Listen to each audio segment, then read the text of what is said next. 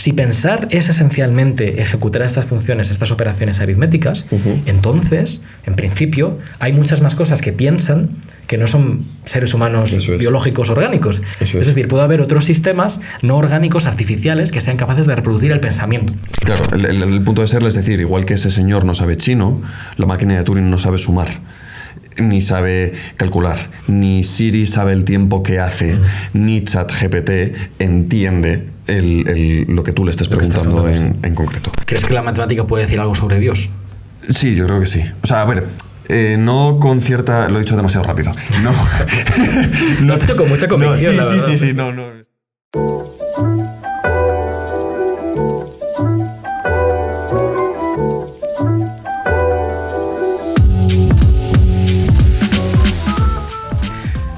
Voy a empezar diciendo que este es el podcast más arriesgado que he grabado hasta la fecha, yo creo, por muchas razones, ¿vale? No solamente por el tema que vamos a tocar, sino por la posibilidad de expansión y de complejidad, ¿no? Al igual que hablamos de sistemas complejos que emergen y van aumentando su complejidad, pues esto puede ser una conversación muy complicada, pero voy a hacer de tío pesado que generaliza y simplifica las cosas, aun a riesgo de cargárselas, para que sea comprensible, ¿no? para la audiencia. Y voy a intentar también tomar las riendas alguna vez para limitar y ordenar la discusión, ¿no? En fin, es un gran placer darle la bienvenida a mi amigo Alejandro, que es profesor, he dicho profesor y debería decir doctorando también, las dos cosas, de filosofía, concretamente de lógica, de filosofía de la lógica, pero también has hecho cosas de matemáticas y de física, ¿no? Tu doctorado actualmente trata temas de... Aquí lo tienes que contar tú porque yo no me atrevería. Sí, yo hago... Claro, la tesis, yo lo que hago es analizar desde la perspectiva de lógica ciertos formalismos matemáticos que se utilizan en ciertas ramas de física. Y claro, ahí la pregunta es... ¿qué se entiende por lógica y qué narices tiene que ver ahí la lógica, ¿no? Y es como igual la primera gran pregunta o el primer gran tema, que la gente asocia lógica normalmente con lo que en filosofía solemos llamar silogística, que es esa rama más orientada a argumentación, oratoria o cosas por el estilo, mientras que alguien que hoy en día investiga en la universidad lógica no hace nada de esto, no está estudiando silogismos, ni está trabajando falacias, ni nada por el estilo. Se centra más bien en definiciones abstractas de objetos y relaciones que utilizan y propiedades que utilizan matemáticos. Entonces, yo en mi caso concreto son el estudio de esos objetos y esos formalismos matemáticos que utilizan además en concreto algunos físicos, pero no sería ni física como tal ni matemáticas tampoco al uso. Es una filosofía rara. Sí, claro, la lógica tanto como la matemática, es interesante lo que has dicho ahí, ¿no? Como dicen en inglés, tienen sus dedos en muchas tartas, se extienden hacia... mucha gente le vendrá a la mente al oír hablar de lógica, pues argumentación, ¿no? Discusiones, retórica, análisis de argumentos, pero claro, también está en la base de la inteligencia artificial y de la informática, ¿no? Que es importante hoy en día, y ese es el grueso de la conversación de hoy. Vamos a intentar rastrear los orígenes de la inteligencia artificial, que es un tema tan candente en nuestro tiempo, ¿no? Y que todo el mundo, pues supongo que lo tendrá muy presente. Me la estoy jugando mucho, ya estamos aquí con los riesgos. Tampoco te he dicho, se me olvida decirte que te ha caído en suerte ser uno de los últimos episodios de la segunda temporada. De hecho, puede que sea el último, todavía no lo sé. Claro. Pero puede que cerremos, no sé si para siempre. Sí. Según si nos queda audiencia escuchando al final de este tema. Puede ser. Qué peligroso. Bueno, vamos a intentarlo. Vamos a intentar desglosar un poco las raíces, ¿no? de la inteligencia artificial, hablando de cómo impacta esto a nuestra forma de entender a la persona, al ser humano sobre todo, ¿no? A mí me interesa mucho a nivel personal en mis estudios lo que se llama la teoría computacional de la mente, que es esta idea de que el ordenador o la inteligencia artificial, es decir, los productos de las ciencias de la computación nos dan un modelo para entender la mente humana y la modelizan, ¿no? Y quiero hablar un poco de cómo llegamos a esta visión que está en todos lados, es muy presente, ¿no? Hice un episodio hace poco, de hecho, sobre neurociencia con Sofía Carrozza, que ella hablaba mucho sobre precisamente esta idea de yo soy mi cerebro y todo se puede reducir, los procesos mentales, la personalidad, etcétera, se pueden explicar por referencia a un cerebro, que sería el hardware en los seres humanos, que equivale al hardware de un ordenador, ¿no? Sí. Pero el software es el mismo, es decir, esos procesos computacionales, ¿no? De computar y tal. Muy bien, entonces, un poco para orientar a los y las oyentes, yo me quiero basar en un libro que leí hace poco que me parece muy interesante, lo que se llama La mecanización de la mente, de Jean-Pierre Dupuy, que es un filósofo francés que se intenta plantear estas preguntas, ¿no?, de los orígenes de la inteligencia artificial. Y entonces él empieza hablando de este proyecto de modelizar la mente en base a las ciencias de la computación. Antes de modelizar la mente hay que entender qué son los modelos, ¿no? La realidad de crear modelos del mundo, que es un poco la actividad básica de la ciencia. Eso es. ¿Verdad? Cuando un científico se dedica a su tarea habitual, pues lo que intenta hacer es representaciones de aspectos del mundo natural o del mundo social también. Pero lo misterioso de todo esto es que esos modelos funcionan. Es decir, esos modelos están basados en formalizaciones matemáticas que nos permiten hacer predicciones, ¿no? No sé si quieres explicar un poco este concepto de modelo, cómo funciona o... Sí, a ver, hay muchas cosas y esa es como la gran pregunta, ¿no? De hecho, es un arma arrojadiza cuando en filosofía de la ciencia una corriente muy predominante hoy en día son lo que se conoce como el instrumentalismo, que dice, bueno, una teoría científica no es ni verdadera ni falsa. Está compuesta de una serie de enunciados que nosotros utilizamos. Y según sea más útil o sea menos útil, pues se desecha o se asume y se sigue hacia adelante, ¿no? Es la postura instrumentalista. La teoría científica, la que sea, podemos pensar en una teoría física, una teoría matemática, evaluada en base a criterios de utilidad. Como un instrumento. Un martillo no es ni verdadero ni falso. Un martillo es útil para clavar clavos y es inútil para serrar. Pues entonces, para serrar cojo una sierra y para clavar un clavo cojo un martillo. Y ya está. Pues la física de Newton es útil cuando quiero hacer una mecánica en la que los cuerpos se mueven con velocidades relativamente bajas, y es inútil cuando esas velocidades se aproximan ya a la velocidad de la luz y tengo que meter otras variables, ¿no?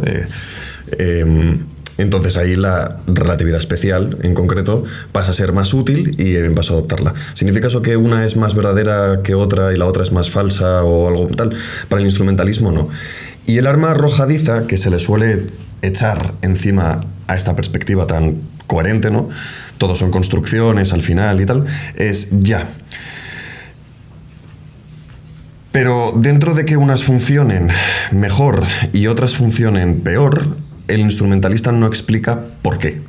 Unas funcionan y otras no. Vale, si puedo cortarte aquí para recapitular y entender. O sea, instrumentalismo sería un poco la idea de que los modelos que produce la ciencia, no sé si decir las teorías científicas, no se corresponden necesariamente, no tenemos un criterio para decir esto se corresponde con una verdad exterior objetiva, sino que son creaciones de los seres humanos para fines humanos. Eso es.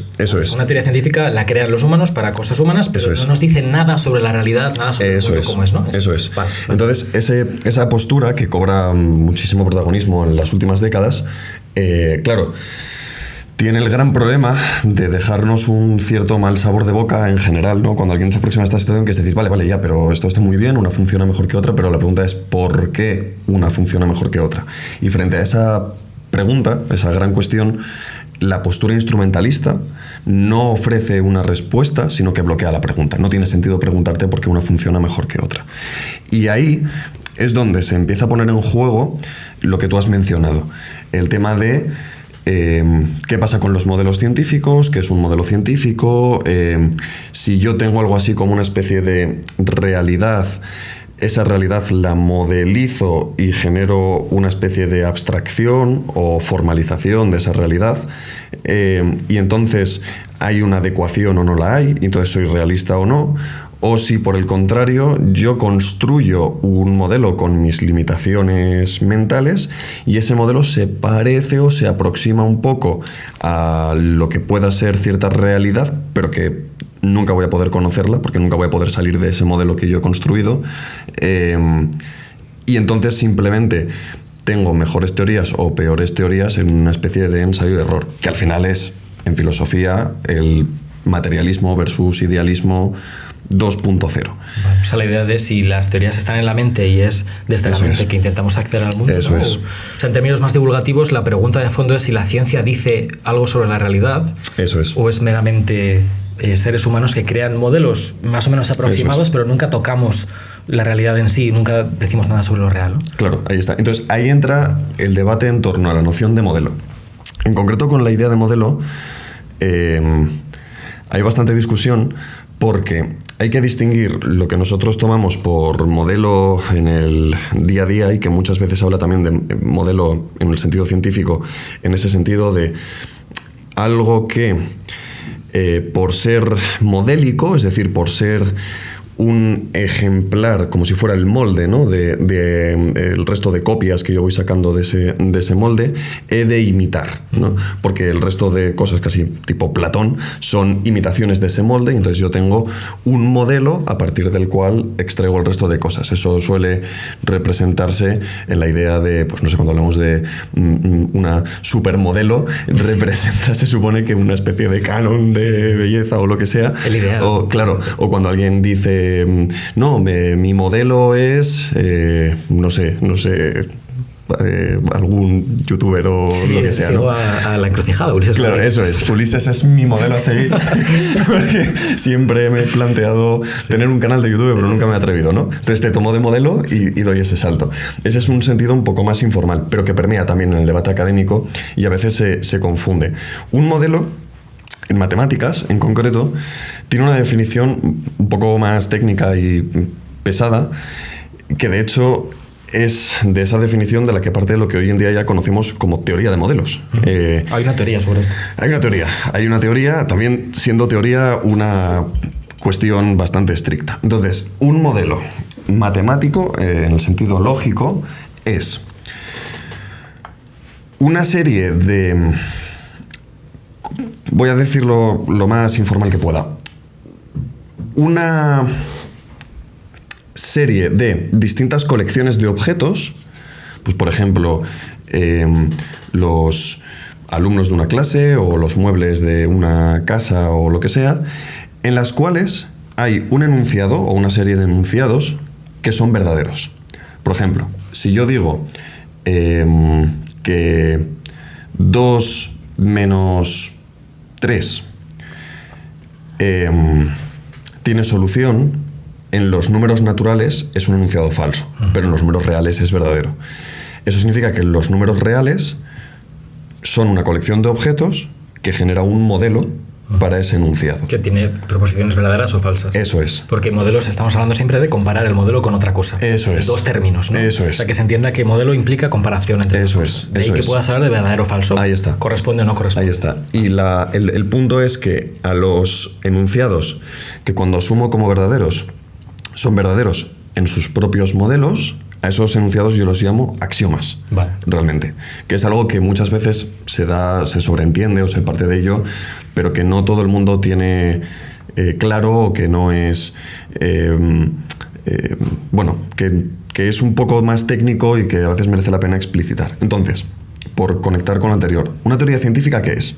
Una teoría es una serie de modelos en los que son verdaderos, en los que coinciden como al mismo tiempo siendo verdaderos, una serie de enunciados que no tienen por qué coincidir en todos los modelos. Por ejemplo, si yo digo, pues yo qué sé, que todos los muebles son marrones, en esta habitación hay muebles que no son marrones. Luego, esta habitación no es un modelo para ese enunciado. Esa frase. Quedaría fuera.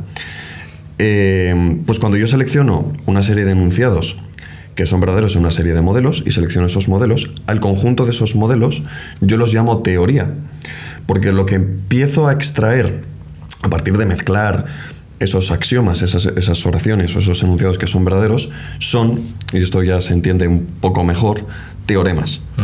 Comparte la raíz, el teorema, con la palabra teoría, porque el teorema es el enunciado que yo obtengo dentro de mi teoría. Los fundamentos, los cimientos de la teoría. Eso es. Y eso es una teoría en sentido matemático, no es otra cosa. O sea, cuando uno escucha hablar de teoría de grupos, teoría de conjuntos, teoría de modelos, teoría de grafos, teoría del caos, teoría de la complejidad, teoría aritmética, lo que sea. En teoría en el sentido matemático no es más que una serie de enunciados escritos de manera especial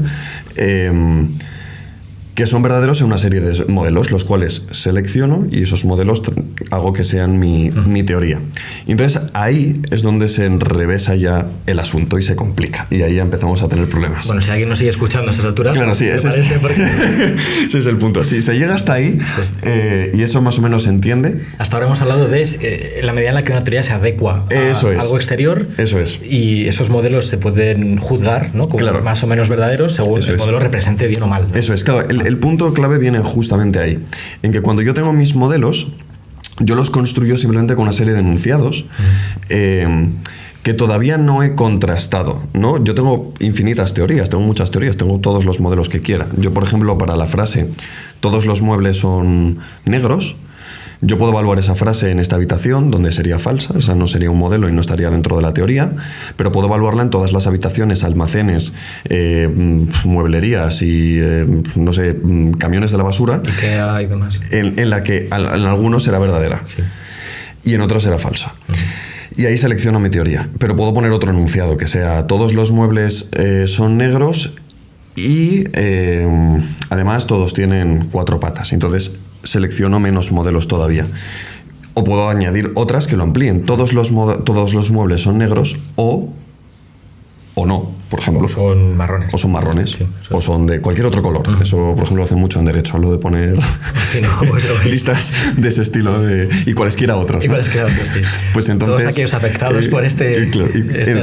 Eso es. Pues entonces, yo si por ejemplo pongo ese enunciado, ahí amplío y tengo muchos más modelos. Y el punto es, el punto clave está en que en matemáticas uno trabaja con esa abstracción de modelos y cómo se manipularían y tal y cual. Y el físico llega y entonces selecciona una teoría matemática concreta, vamos a poner por caso teoría de grafos o lo que sea, y le ve cierta utilidad. Lo aplica y resulta que obtiene no solamente cierto carácter descriptivo, que eso puede ser más cuestionable, eso lo dejamos a un lado, sino que obtiene cierto carácter predictivo. Es decir, de pronto, aplicando una teoría formal en este sentido, que son simplemente enunciados y modelos abstractos que no tienen ningún tipo de contrastación, ve que obtiene resultados que le son útiles que cumplen, y que le cumplen. Misterio, ¿no? De por qué una abstracción funciona. Y ahí entra la pregunta. ¿Qué hace el modelo? ¿El modelo describe la realidad o realmente no la describe porque, como yo he definido modelo, no he aludido para nada a la realidad? Entonces, hay distintas opciones. Puedes decir que yo construyo el modelo abstrayendo, haciendo una generalización, una abstracción de la propia realidad. Por ejemplo, si cuento los muebles, yo cojo, separo las cosas que hay aquí, que yo considero que son espaciotemporales, y a cada una les asigno un número, ¿no? 1, 2, 3, 4, 5. Son arbitrarios. Eso es. Y el último número que quede es el número de muebles que hay. Vale. Ahí yo puedo interpretar que el modelo y mi teoría la estoy basando directamente en la realidad. Pero no podría decir no, porque la propia noción de número que tú estás utilizando y la teoría que estás utilizando en realidad es anterior a que tú entres en esta habitación y te pongas a contar muebles. No está en la habitación. Eso es. Se puede decir. Y es anterior, y aquí viene un poco lo complicado, no solo en un sentido temporal, sino también en un sentido lógico. Podría no haber habitaciones y no haber muebles, y tú aún así podrías contar, ¿no? Podrías concebir un universo en el cual, pues yo qué sé, solamente quedase una serie de objetos finita y aún así tú sumar uno más y contar, ¿no? Porque no necesito. Entonces ahí tenemos otra postura, ¿no? En el que el modelo teórico matemático no se abstrae de la realidad, sino que es, como decimos en filosofía, a priori, lo tengo independiente de la experiencia y lo aplico como un molde. Y lo aplico como un molde sobre esta. Vale. Y luego hay dos posturas que suelen ser más puntos intermedios. Bueno, hay infinitas.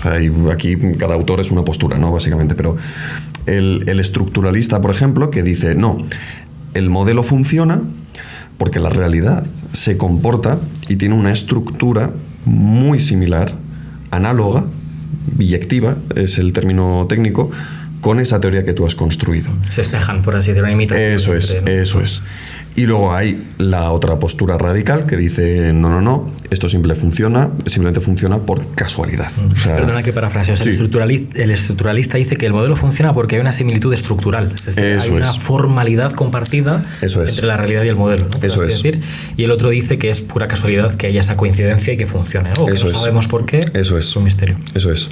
Vale, pues si recapitulo un poco para las 7 u 8 personas que nos siguen escuchando. Y ya son demasiadas. Sí, bueno, irán bajando, yo creo.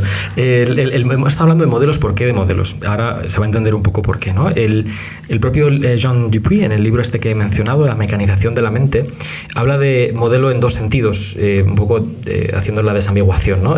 Modelo en el sentido ordinario, un modelo es el ideal, ¿no?, que nosotros tendemos a imitar. Pero lo curioso es, y esta es la tesis que dice Jean Dupuy en el libro, es que en las ciencias, al menos en la ciencia contemporánea, y ya yendo hacia la inteligencia artificial, que es la tesis que nos interesa explorar, el modelo es exactamente lo contrario. El modelo es algo que yo creo y que la realidad imita. Es decir, es la pregunta que se plantea en este libro de si la naturaleza imita el arte o el arte imita la naturaleza, ¿no? Por así decir, solemos pensar que el arte imita la naturaleza, pero la tesis fuerte es una corriente de intelectuales que intenta identificar este autor, que plantea la tesis contraria, que es que el arte, o lo artificial, es el modelo al cual la propia naturaleza imita. Y a mí me encanta la anécdota que cuenta al principio, no sé si has tenido ocasión de leer esa parte, con Herbert Simon, que es uno de los creadores de la inteligencia artificial, ¿no?, en los años 50. Herbert Simon tenía esta idea de que, estaba convencido, ¿no?, de que lo artificial es más real que lo natural, y que lo natural lo imita. Y entonces él, cuando iba de viaje, se negaba a visitar cosas que él pudiera ver en fotos. Sí, eso es. En reproducciones. Entonces, cuando su mujer y él van a Francia, a París por primera vez, se niegan a ir a un montón de sitios que todo el mundo iría normalmente porque ya los pueden ver en fotos. ¿Para qué van a verlos? Si total, ¿no?, ya puedes obtener esa información, concepto clave, ¿no?, a partir de... En cualquier librería, decía, en cualquier biblioteca de... En cualquier biblioteca puedes leer estas cosas. Bueno, eso me parece fascinante. Pero ahí empieza un poco la idea. ¿Por qué estamos hablando de modelos y de ciencia si queremos hablar de inteligencia artificial? Bueno, la tesis interesante de fondo en el libro de Dupuy es que cuando llegamos a las ciencias cognitivas, la inteligencia artificial, etc., el intento de la inteligencia artificial es la de crear un modelo de la mente humana. Eso es. ¿Vale? Y el modelo tiene hay una especie de pirueta doble, ¿no? La primera pirueta es decir que el científico, una analogía, ¿vale?, entre el científico que hace modelos del mundo en su tarea y cualquier ser humano, por el hecho de ser humano, cuando conoce cualquier cosa. Es decir, el sentido ordinario de conocer es como el sentido en el que el científico crea modelos. O sea, yo como ser humano, como un ser cognitivo, en mi mente, mi cerebro, seguirá más adelante, creo un modelo de la realidad. ¿Vale? Y eso es lo que significa el conocer, es darle un nuevo sentido al conocer. Pero además, y esta es la segunda pirueta o vuelta de tuerca, la ciencia cognitiva es la explicación de la mente como la facultad de crear modelos, ¿vale? Claro. O sea, lo repito para que la gente no se vuelva loca. Hemos hablado de científicos que crean modelos del mundo, con mayor o menor discusión sobre por qué esos modelos funcionan, pero luego lo extendemos a todos los seres humanos y a todo aquello que pueda conocer, todo ser cognitivo. Conocer significa ahora, en esta nueva definición, crear modelos de la realidad. Eso es. Y entonces las ciencias cognitivas, que son las ciencias de la mente, las ciencias que intentan explicar la mente, son las que explican cómo formamos modelos. Eso es. De lo real, ¿no? Eso es. De hecho, o sea, es muy curioso porque históricamente se ha dado la vuelta. O sea, todo este embrollo, claro, yo decía al principio, bueno, normalmente la gente suele entender por lógica el tema de teoría de la argumentación y todas estas cosas. Y no es así. Y que no sea así, precisamente por lo que estás planteando ahora del tema de la inteligencia artificial, no es trivial. Claro. O sea, esto es... Lo curioso de este apartado, o de este punto, es que, como bien decía, se dan varias vueltas y varias piruetas. Entonces, es interesante entenderlo como en el contexto histórico. Aristóteles desarrolla una teoría que se mantiene hasta prácticamente entrado el siglo XIX, que es la lógica aristotélica, que nosotros normalmente llamamos silogística, que es una serie de recetas para saber cuándo argumentar bien y cuándo argumentar mal. El problema está en que la serie de recetas de Aristóteles tiene dos problemas principalmente. Uno, no es generalizable ni matematizable, es decir, yo no puedo hacer una teoría en este sentido anterior de esa lógica aristotélica, y en segundo lugar tiene fallos. La teoría aristotélica se basa principalmente en la distinción sujeto-predicado como fundamental. La cognición y el proceso cognitivo, nuestra racionalidad y desde el propio logos aristotélico, el propio pensamiento, hasta cualquier teoría, todo parte, y uno lo puede rastrear en todas las distinciones históricas y demás, de una distinción entre sujeto y predicado. Hay un sujeto y un predicado como punto cero, como básico, que se asume. De hecho, Aristóteles nunca lo justifica y nunca lo explicita porque no hace falta hacerlo. Y eso se asume. Es intuitivo, por así decirlo. Eso es. Todos mis enunciados son del estilo los muebles son marrones, o no sé qué es no sé cuánto, o A es B. Ese A es B, con un sujeto, una cópula y un atributo, diríamos nosotros, un predicado, es atributo y no predicado en la sintaxis española porque es fundamental, ¿no? Porque es la distinción primordial. Bueno, pues a partir del siglo XIX, una serie de tipos muy inteligentes, Aristóteles también lo era, por eso pervive hasta el siglo XIX. Sí, bastante tipo, ¿no? No está mal. Una serie de tipos bastante inteligentes empiezan a ver y a preguntarse, bueno, ¿y qué pasa si estas reglas o este recetario empiezo a definirlo como están haciendo los matemáticos en álgebra? Si yo tengo, por ejemplo, dos números, yo puedo manipularlos con una operación de suma. Bueno, y si yo tengo dos pensamientos, yo también voy a realizar ciertas operaciones con ellos, ¿no? Y entonces empiezan a intentar matematizar o abordar desde una perspectiva matemática este recetario aristotélico, y se dan cuenta de que en ciertos puntos falla.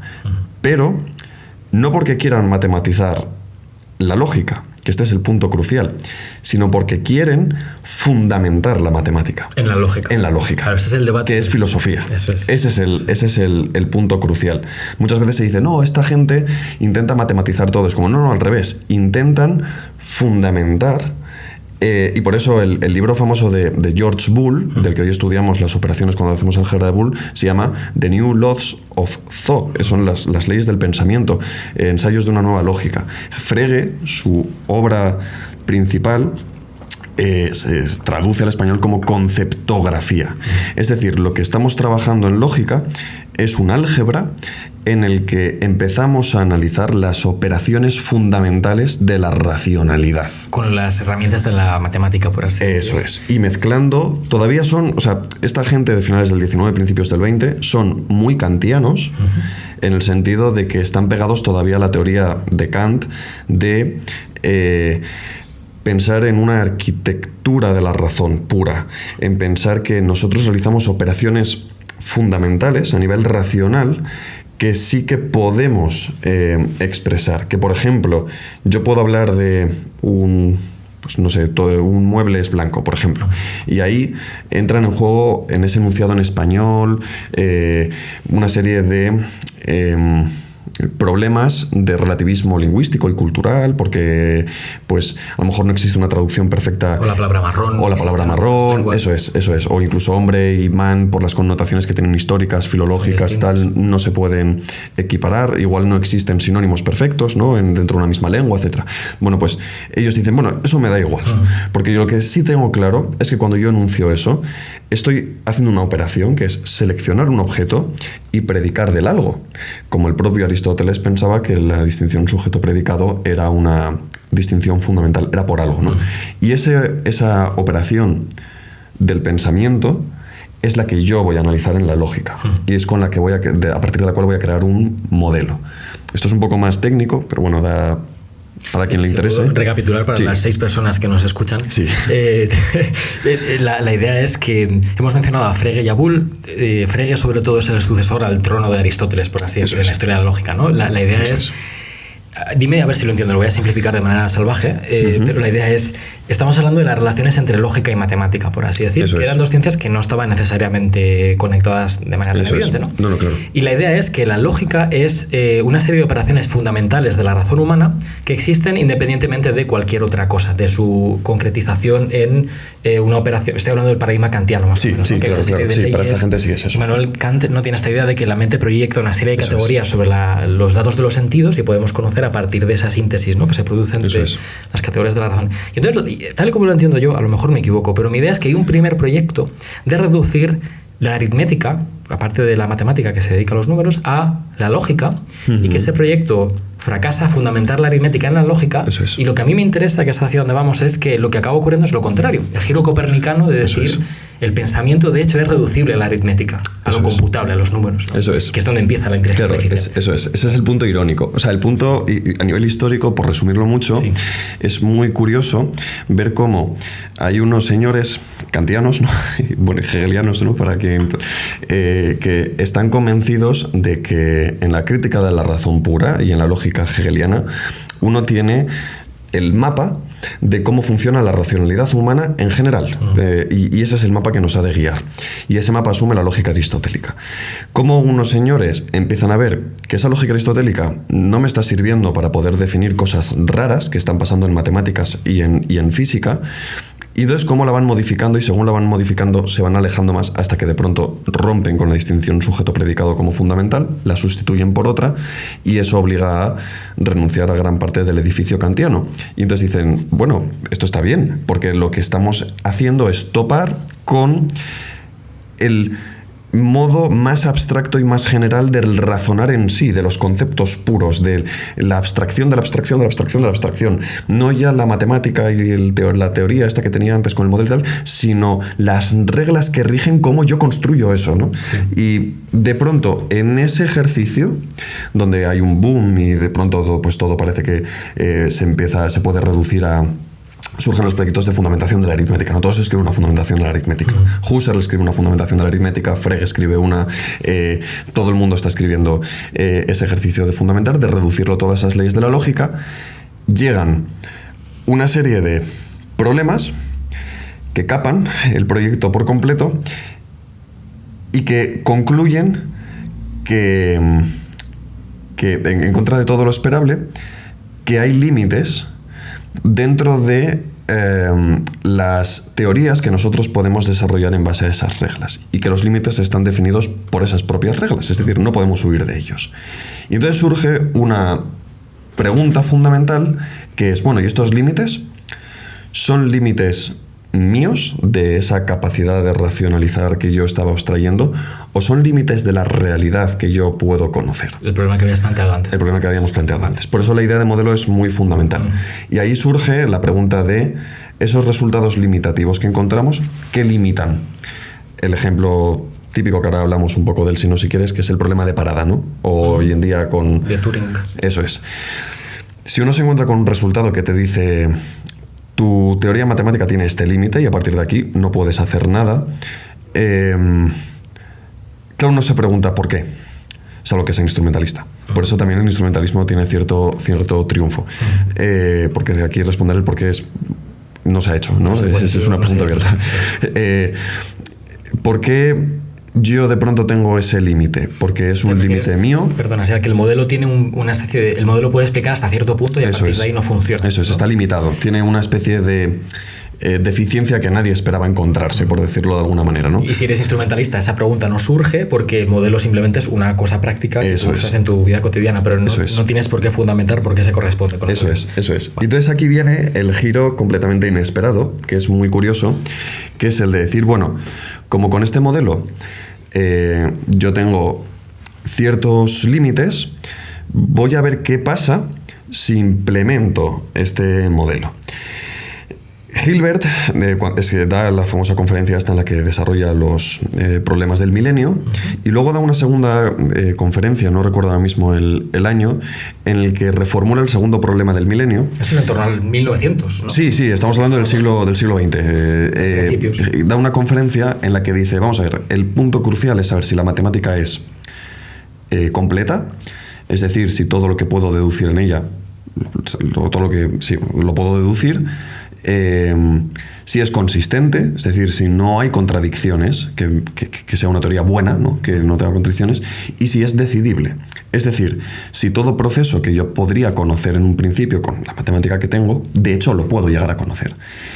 El problema de parada... ¿Puedes repetir eso último? O sea, sí. El problema de la decisión. El problema de la decisión, el problema de la decidibilidad, que es el palabrejo, ¿no? de la matemática, es, si yo tengo, por ejemplo, un problema en matemáticas, yo puedo definir el problema. La pregunta es, yo quiero que la teoría matemática, para que sea hegemónica y perfecta y todos durmamos bien por las noches, no solamente me permita plantear todos los problemas y plantearlos sin contradicciones, sino que me permita resolverlos. Una teoría es decidible, la teoría matemática en general es decidible, si para cualquier problema que yo pueda plantear existe, aunque yo no lo conozca, un método de resolución efectivo de dicho problema que me lleve a una solución, aunque yo no lo conozca. Si puedo plantear el problema, puedo decidir, ¿no? esa solución. Es un poco la idea. ¿Hay algún tipo de receta que en principio me permitiera resolver todos los problemas matemáticos? Eso es. Y entonces, si yo no conozco toda la matemática, es bueno, pues porque yo soy un pobre humano ignorante, pero la mente divina sí que podría tener ese conocimiento absoluto y una racionalidad perfecta sí que permitiría alcanzar un conocimiento de toda la matemática. Bueno, pues el problema que hay es que se capa en un artículo muy bonito de Alan Turing la decidibilidad de la matemática. Y mientras se capa, Turing, para demostrar que la matemática no es decidible, diseña un formalismo, que es la máquina de Turing, para hacer la demostración.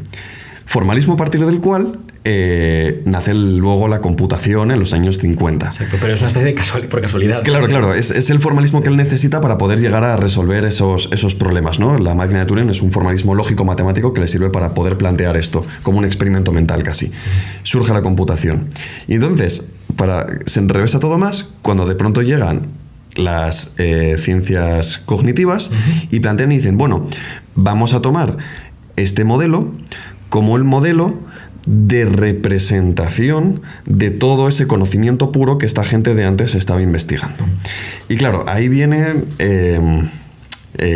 muchos problemas y muchos debates actuales que son bastante interesantes, uno de los cuales puede ser este, ¿no? Es decir, si de pronto yo tengo que hay un resultado que no me espero, que es que esto esté capado, ¿no? Que parece que esté roto o algo por el estilo, que no... Pero es que es capado te refieres a que no se puede encontrar un método, lo que hablábamos antes, no hay una receta. Hilbert, no es decidible. Para las 4 o 5 personas que nos escuchan todavía, hay un problema que plantea Hilbert al principio del siglo XX. Eso es. ¿No? Se puede encontrar un método para resolver todos los problemas matemáticos.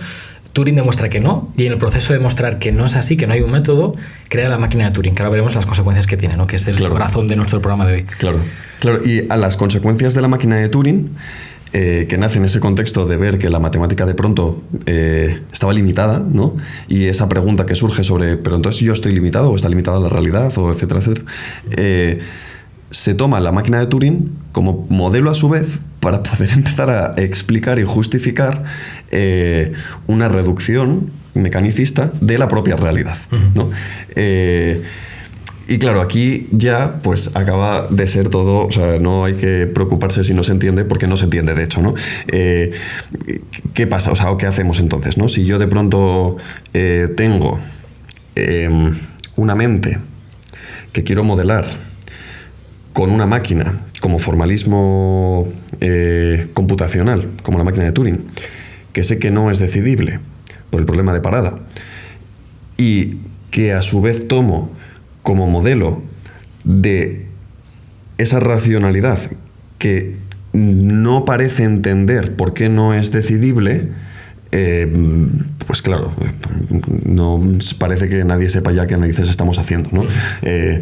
Es el punto crucial o uno de los puntos problemáticos, ¿no? Se puede trasladar la pregunta de qué era ese modelo que nosotros nos preguntábamos antes con la realidad o no, aquí a ciencias de la computación e inteligencia artificial, a qué es lo que limita realmente el problema de parada. ¿Qué está limitando? ¿O qué es realmente una máquina de Turing? ¿Es un modelo realmente de las reglas de racionalidad a priori, de conceptos puros con las que nosotros pensamos?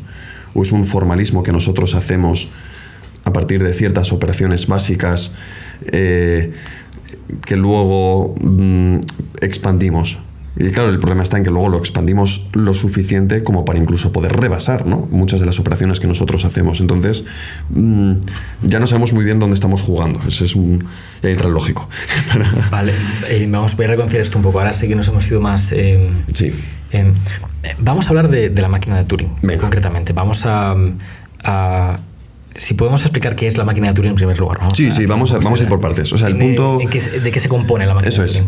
El punto crucial para todo esto es entender que todo lo que vamos a decir de la máquina de Turing y todo lo que se diga de la máquina de Turing se ha demostrado que se puede decir también de un sistema lógico, ¿vale? Vale.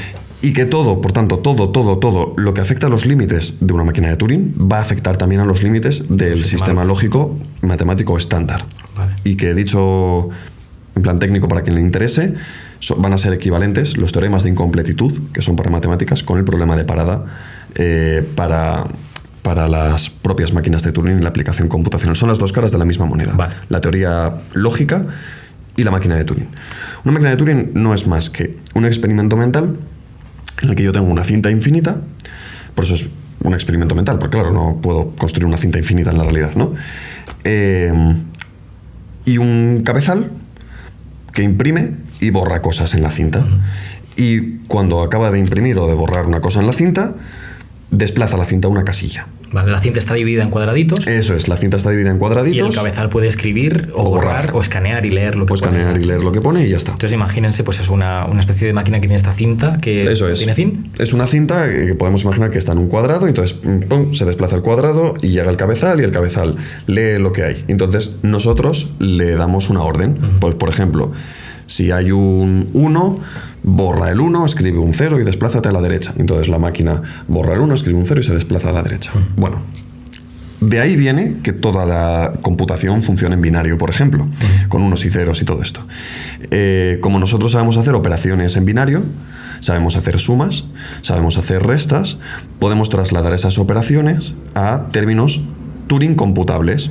Es decir, dada una serie de comandos, yo puedo programar una máquina de Turing para que haga sumas, que si de pronto tiene un 0, yo le digo, borra el 0, escribe un 1. He hecho una suma en binario ya, por ejemplo. Si tengo un 1, borre el 1, ponga un 0, desplace el cabezal a la derecha e imprima un 1. He vuelto a hacer una suma. Yo esto lo puedo definir. Todos los dispositivos que utilizamos hoy en computación, nuestro ordenador, el teléfono móvil, etc., son Turing computables. Ejecutan tareas muy complejas y muchas a la vez, pero que todas son reducibles en último término a una máquina de Turing muy larga. De ahí que no ha habido, esto es la idea importante, ¿no? Que no ha habido avance o progreso desde la máquina de Turing. Estamos con máquinas de Turing muy complejas. Todo lo que hace un ordenador, un dispositivo, son máquinas de Turing. Máquinas de Turing, completamente. Entonces, recapitulando un poco, no es una máquina física, ¿no? En primer lugar, la máquina de Turing. Bueno, ahora hablaremos de este debate porque luego pues hay gente que la intenta construir, ¿no? Pero la máquina es un formalismo porque tiene una cinta infinita que no se puede crear en la realidad, ¿no? Simplemente, la máquina de Turing, corrígeme si me equivoco, pero lo que entiendo es que hablábamos antes de esta tensión entre lógica matemática, cuál se va a fundamentar en cuál. Primero hay un intento por basar la aritmética en la lógica, como si las leyes del pensamiento fueran lo más fundamental. Eso fracasa. Y entonces lo que Turing parece descubrir casi por casualidad, intentando responder a este problema de Hilbert que hemos mencionado, es que de hecho todas las operaciones lógicas se pueden representar de manera aritmética. Eso es. Sí, eso es. De hecho es un boom. O sea, al final hay un poco una amalgama. Está Turing, luego está también Emil Post, el maestro de Turing, que es Alonso Church. Él ha desarrollado justo lo que se conoce como el cálculo lambda, que es un lenguaje lógico, pero que ya empieza a tener aplicaciones computacionales, aunque él no llega a hacerlas de manera directa.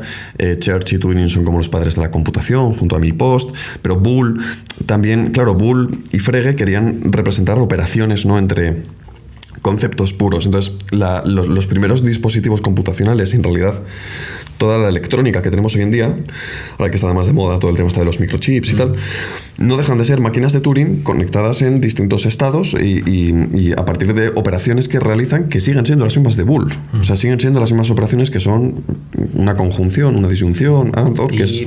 Eso es, que es lo que estudiamos hoy en día en el colegio de Boole. Claro, de Boole nadie estudia la introducción, ¿no?, a las nuevas leyes o la introducción a la nueva lógica, ¿no?, o de Locke o de los of Thought. La gente estudia las operaciones y los resultados que nos quedan de él, pero él en los prólogos desarrolla una tesis en la que está diciendo no, y va con Kant de la mano, y todavía Boole sigue siendo aristotélico, él todavía no se ha separado de Aristóteles. Lógica freudiana. Eso es. Y lo interesante es que la máquina de Turing nos permite entonces decir, bueno, todo lo que yo estudio a partir de este formalismo, de esta máquina de Turing, me permite extraer consecuencias a todo el resto de dispositivos que nosotros tenemos. Y si además es equivalente al sistema lógico, que luego se perfecciona, ¿no?, pero bueno, que grosso modo podemos decir que es el de Frege y demás, me permite también extraer conclusiones a ese otro lado del mar, que sería el edificio matemático. El drama viene con el problema de parada, que dicho rápido, básicamente asume que una vez yo arranco una máquina de Turing, yo no sé si se va a detener o no se va a detener. Ni puedo saberlo. Y es más, no puede haber ninguna máquina de Turing que sirva para saber si otra máquina de Turing se va a parar o no se va a parar. ¿Qué querría decir que se para o que no se pare? Vale. Imagina que yo tengo una máquina de... Si quieres, contamos... Creo que se puede intentar contar el problema de parada, más o menos. Yo te voy a parar ahí, yo creo. Vale. No, de broma, pero... Bueno, yo empiezo y tú si no me cortas. Bueno, vale. Vamos a tener... Una calculadora es una máquina de Turing, la calculadora Casio de toda la vida. Cuando yo meto una operación, 2 más 3, 5 más 7, 10 entre 2, lo que sea, me devuelve un resultado. Siempre. Una calculadora siempre revuelve un resultado. Puede que el resultado sea syntax error, que es, oiga, usted ha puesto una operación mal que no puesta. Están las reglas. Eso es, que está mal hecha. Vale. Pero me da un resultado. El resultado de esta operación está mal. Y si está bien escrita, me da un resultado que esperamos que esté bien resuelto si la calculadora está bien programada. Vale. Si uno juega una partida de ajedrez con, yo qué sé, Deep Blue o un programa de... Bueno, o al Buscaminas en el ordenador, sí. Uno sabe que cuando ejecuta el comando de, pues yo qué sé, mover una pieza o abrir una cosa o marcar una banderilla o lo que sea, siempre se va a obtener un resultado. Buscaminas, sí, yo soy muy fan. Yo soy muy fan de la banderita. Sí. Soy muy fan del Buscaminas. Si uno está jugando al ajedrez, tú sabes que, por ejemplo, si le das un tablero con una disposición de fichas y le dices a la máquina que mueva siendo blancas, va a mover y ya está. Ahora, yo lo que no puedo hacer es pedirle a la calculadora que mueva una ficha del tablero de ajedrez, ni pedirle al programa de ajedrez que me sume 2 y 2. Los programas normalmente están capados para no realizar esas operaciones. Por las reglas internas que tienen. Eso es. Imaginemos que yo pongo a mi calculadora, al programa, a trabajar, que me calcule sin que la cape a un número concreto de dígitos, que me calcule los números decimales de pi, por ejemplo.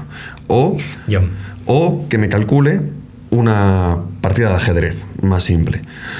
Mi calculadora va a empezar a trabajar y como nunca va a poder llegar a desarrollar una salida, porque sus salidas son resultados de sumas, no de movimientos de piezas de ajedrez, nunca se va a detener, no se va a parar. O sea, esto no es tanto un error porque no está incluido en las reglas o es un error de sintaxis, que están mal indicadas estas instrucciones, sino que es que tú le des unas instrucciones que funcionen dentro del sistema, pero que no tengan un fin, que no lleguen a terminar de Pueden ser las dos, sí, pueden ser los dos tipos. De hecho, todos vivimos el problema de parada en el día a día cuando te salta un programa de Windows o de Mac, lo que sea, y te recomienda, te dice el programa, se está ejecutando, pero lleva X tiempo ejecutándose y yo no sé si se va a parar o no. ¿Deseas cerrarlo o te la juegas? Entonces, claro, el programa te dice, yo te puedo aconsejar, esto está trabajando demasiado tiempo, ¿no? Pues lo programamos para que salte a los 10 minutos, yo qué sé, o a los 5, ¿no? O a los 20 segundos, cuando de verdad debería haberse ejecutado ya.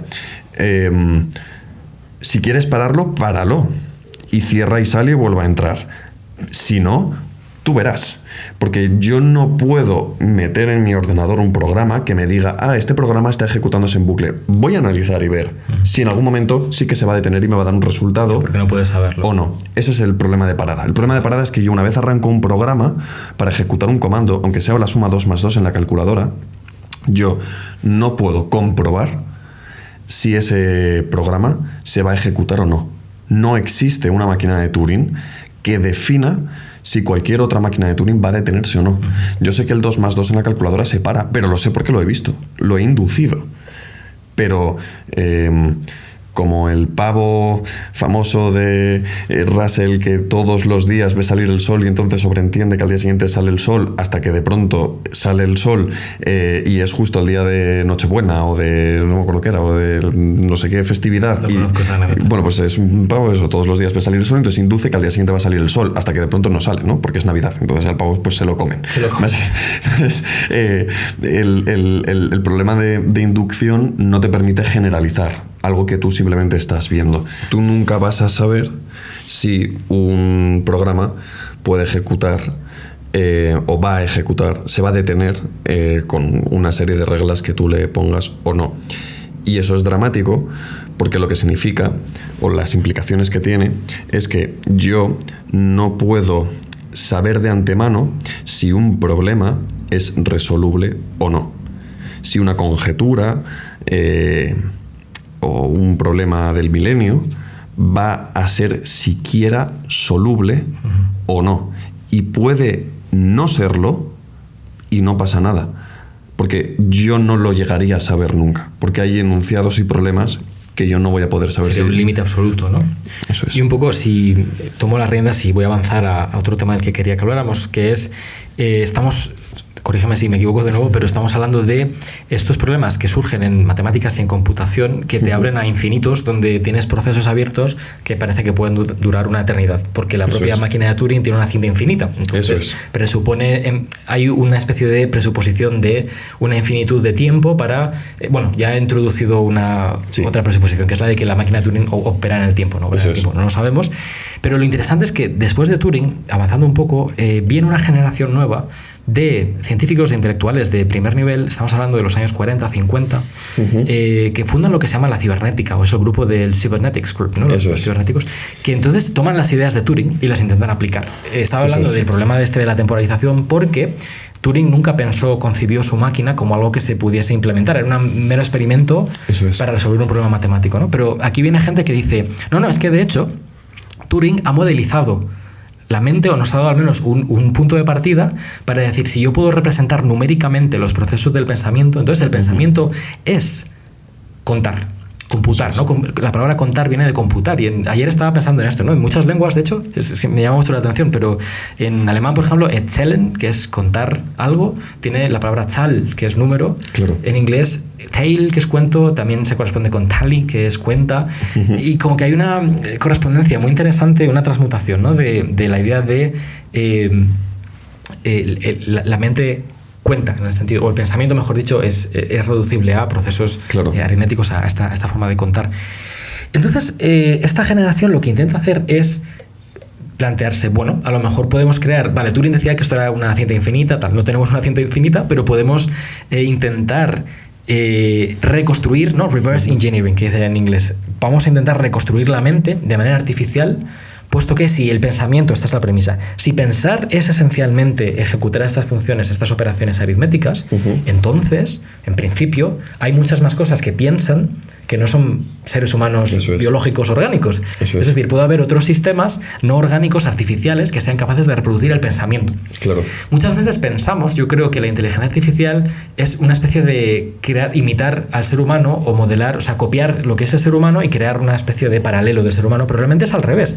La inteligencia artificial empieza asumiendo que el pensamiento no es algo necesariamente humano. Eso es. No es algo propio de los humanos, sino que se recrea en muchos procesos que no son orgánicos necesariamente. Entonces, si partes de esa premisa, puedes decir, bueno, pues vamos a construir un sistema artificial que reproduzca estas operaciones de pensamiento. Y ahí empieza el General Problem Solver de Herbert Simon, que funda la inteligencia artificial, ¿no? La primerísima, son los primeros intentos por crear computadoras, ordenadores, ¿no? Claro. No sé si conoces un poco de esto o, bueno, también te iba a preguntar un poco si nos puedes contar sobre los algoritmos, ¿no? Y el concepto de algoritmos. Sí, es peligroso entrar ahí. Sí, a ver, claro, la máquina de Turing es un algoritmo en realidad como tal. O sea, un algoritmo al final solamente es algo a lo que yo le meto...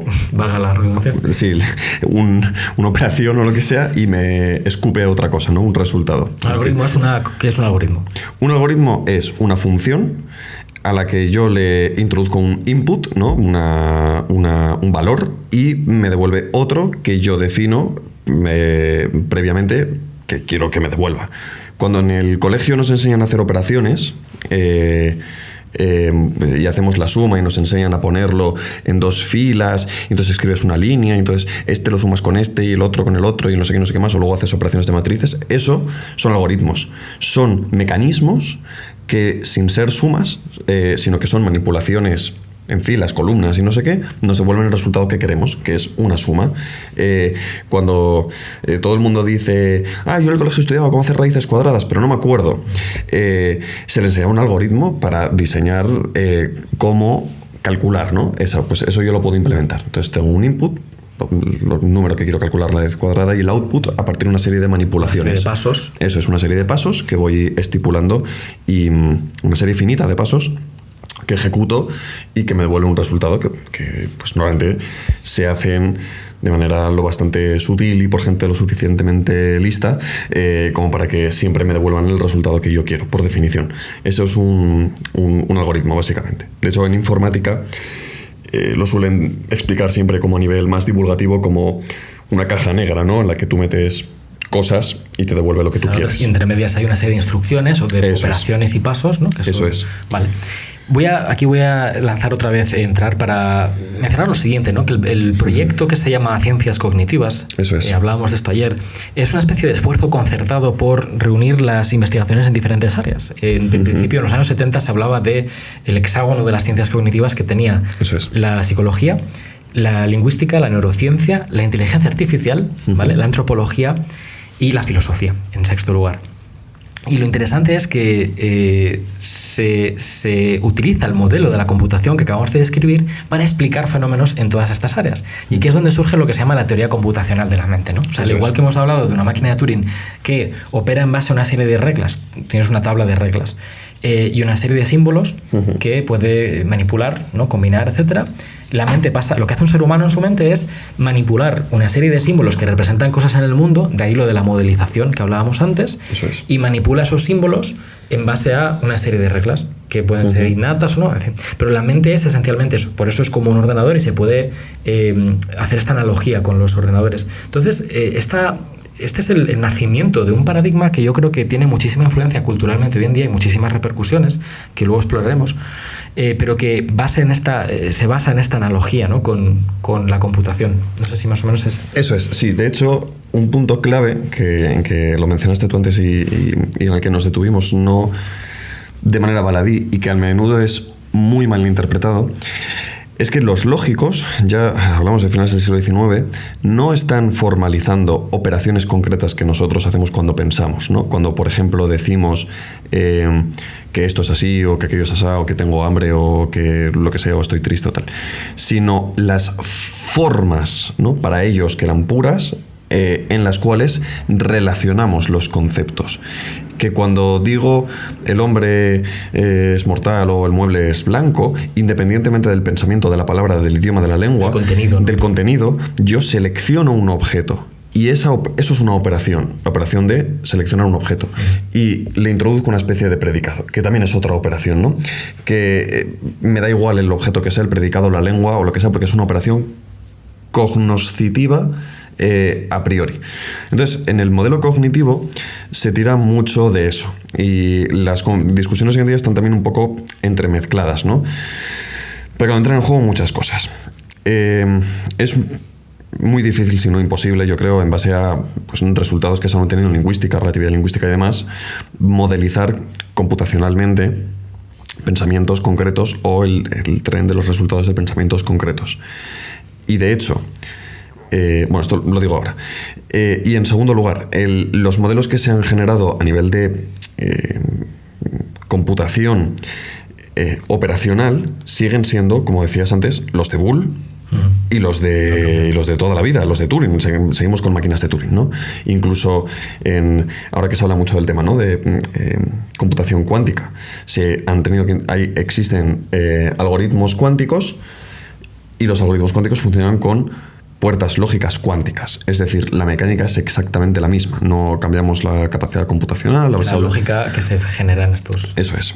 Entonces, el punto es que seguimos estando a nivel teórico en el mismo punto en el que nos encontrábamos en el siglo XIX. Los resultados son sorprendentes, ¿no? Y son mucho más brutales y grandes, y de cantidad de información y de gestión de la información y demás. Pero a nivel teórico seguimos en el mismo punto, seguimos con máquinas de Turing y las puertas lógicas de Boole. Estamos en el mismo nivel. Entonces, el último punto crítico que acaba de dar la vuelta a todo esto, creo, es que mucha gente empezó a darse cuenta ya a partir de los años 70, es decir, cuando ya tenemos el modelo computacional de la mente desarrollado. La inteligencia artificial empieza a los 50 y hacia los 70 se empieza a crear las ciencias cognitivas. Eso es. Pues, la aplicación a la mente, ¿no? A partir de estos años en los que surge ya como proyecto explícito el vamos a modelizar la mente con esto que era un modelo que ya era un modelo del pensamiento puro y que parece que se puede enfocar desde las dos perspectivas y uno ya no sabe muy bien si con la máquina de Turing está modelando el pensamiento o si con su pensamiento define. Claro, porque hay una reflexividad aquí que lo hace raro todo. Sí. Claro, y que es bastante oscura, ¿no? Y que no tenemos que preocuparnos si nos sorprende porque está ahí. Pues cuando pasa esto, mucha gente empieza a darse cuenta de que en el día a día, en el inglés, el español, el alemán y en otras lenguas, las operaciones que realizamos a nivel cognitivo no encajan con las operaciones de Boole. No son las operaciones de Boole, porque las operaciones de Boole seguían basándose en esa silogística aristotélica y en Kant y en un montón de cosas. El ejemplo más absurdo y trivial, pero que está ahí, ¿no? Y que es potente. Nosotros decíamos, todo sistema queremos que sea consistente, que no tenga contradicciones, porque si no, no puedo hacer deducciones. Entra lo que llamamos en lógica el principio de explosión, que de una contradicción puedo derivar cualquier cosa. Es contradictione quod libet, no decían ya los escolásticos, y es todo un caos y es todo un tal. Pero ¿qué pasa? Que todos constatamos que en el día a día todos nos contradecimos, o sea, pero 1000 veces. Y nosotros no somos seres consistentes, ¿no? Incluso tomamos conciencia de nuestra propia consistencia y nos da igual. O sea, no somos consistentes y no nos importa. Sí, nuestras creencias no son siempre todas coherentes ni formales. Claro, incluso ya no solamente con ejemplos concretos en los que yo diga... jolín, pues me apetece, pero no, que son frases bastante típicas, sino con nuestra propia manera de razonar. Muchas veces nos sorprendemos a nosotros mismos llegando a una conclusión con unos datos y llegando a la contraria. Y muchísimas veces decimos, pues mira, pues no sé quién tiene razón. Pues no sé, dos personas discutiendo, pues yo no me meto, no sé quién tiene razón. Eso no existe. O sea, en una máquina de Turing tú tienes que dar una ejecución y demás. Claro. Y aquí surgen lo que se conoce como lógicas no clásicas. Y un proyecto completamente paralelo, en el que empieza a plantearse modificaciones sobre esa máquina de Turing original del siglo XIX a tutiplén, del tipo que quieras. La máquina de Turing tiene dos valores 1, 0. ¿Y si metemos 3 o 4 o 5 o 10? Y en lugar de ser verdadero o falso como en la álgebra de Boole, tenemos infinitos. O sea, esto es un despiporre. Explota la cosa. Sí, claro. Hoy sí, por ejemplo, de pronto, no, es que lo que falla no es los valores de verdad. Lo que falla es que, por ejemplo, yo en álgebra de Boole tengo que un enunciado del estilo... si A es verdadero o si el interruptor A está encendido y el interruptor B está encendido, entonces, utilizando el if, ¿no?, de la puerta de lógica de Boole, la corriente se transmite, ¿no? 1 es 1 para el condicional, el sí, entonces. Eso en el día a día no es verdad. Si yo dijera, por ejemplo, 2 y 2 son 4, por lo tanto, Madrid es la capital de España, a la gente le sonaría raro. No es un proceso inferencial que nosotros aceptásemos como válido. Es lo que se conoce como una paradoja. Surgen un montón. No encajan tan bien. Entonces, en lógica se restringen máquinas de Turing, lógica clásica, formal y todo esto y tal, a la parcela originaria, a las matemáticas, a la noción de teoría científica. Yo sí que quiero que una teoría científica no tenga contradicciones. Eso no significa que yo en mi día a día no las tenga. Entonces, renuncio a modelizar el lenguaje natural y el pensamiento en general con una lógica clásica tan pura, porque da problemas, y aquí empiezan ya a descontrolarse todo. Surgen proyectos que a partir de este resultado concluyen que el modelo cognitivista de reducir la mente a una máquina está mal, porque la matemática clásica y la máquina originaria está mal, y surgen procesos contrarios que lo que dicen es que lo que tenemos que hacer es definir una máquina no clásica que nos permita hacer esto. Y surgen otros que dicen, no, es que esta máquina no es lo suficiente potente, hipercomputación. Entonces, pero hay una especie de tensión, ¿no?, entre el modelo. Eso es. La máquina de Turing que hemos descrito no se ajusta del todo a lo que conocemos de lo humano. Eso es. Que es la cuestión que emerge. Y todo vuelve otra vez al primer principio, al primer problema, a la primera pregunta, que era, ¿qué narices es un modelo? ¿Qué es una máquina de Turing? Una máquina de Turing modeliza realmente un proceso racional a priori de no sé qué, conceptos de no sé cuánto, o es un formalismo que a mí me sirve para hacer ordenadores y ya está. Claro, pero el argumento que yo quiero enfatizar mucho en esta conversación es que precisamente eso se convierte en un dogma de partida para el nuevo proyecto. No estoy hablando en lógica y en matemáticas ahora, sino en ciencias cognitivas, ¿vale? El nuevo proyecto de explicar la mente en base a eso, asumiendo que la máquina de Turing es una suficiente explicación de cómo van a funcionar los seres humanos. Entonces, a grandes rasgos, podríamos decir que las ciencias cognitivas lo que hacen es... ¿cómo lo podríamos decir? Vamos a hacer un poco el mapa del terreno general, ¿no? La idea en las ciencias cognitivas es... vamos a decirlo así. Las ciencias cognitivas introducen una premisa para construir una versión materialista de la mente, pero que interesantemente no es solo materialista. En mi opinión, introducen un nuevo dualismo, que es algo que me parece bastante fascinante, ¿no? Un nuevo dualismo entre lo material y lo lógico matemático, el hardware y el software, podríamos decir, ¿no? Software, vaya a proceder.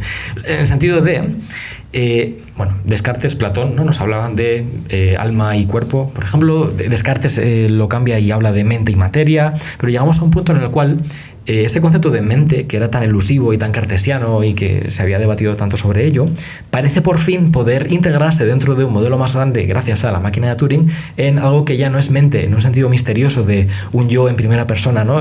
Pienso, luego existo, etcétera, sino que ese pensar cartesiano, que era aquello que no era reducible a lo material, ahora lo podemos reducir a lo aritmético al menos, o a los procesos computables, ¿no? Claro, entonces este nuevo dualismo, que es algo que me parece muy interesante, es un dualismo donde tenemos sistemas orgánicos que reproducen un sistema computacional, o sea, que piensan porque computan, pero también tenemos máquinas que son capaces de computar, de pensar, y también se realizan en un sistema no orgánico, sino artificial. Claro. Pero entonces hemos desnaturalizado el concepto de la mente. Eso es. Ya no hay algo misterioso ahí detrás, ¿no? Claro. Y ahí empieza este paradigma de lo que se llama la teoría computacional de la mente, que es como hasta hace muy poquito considerada la mejor explicación del funcionamiento de la mente humana. Claro.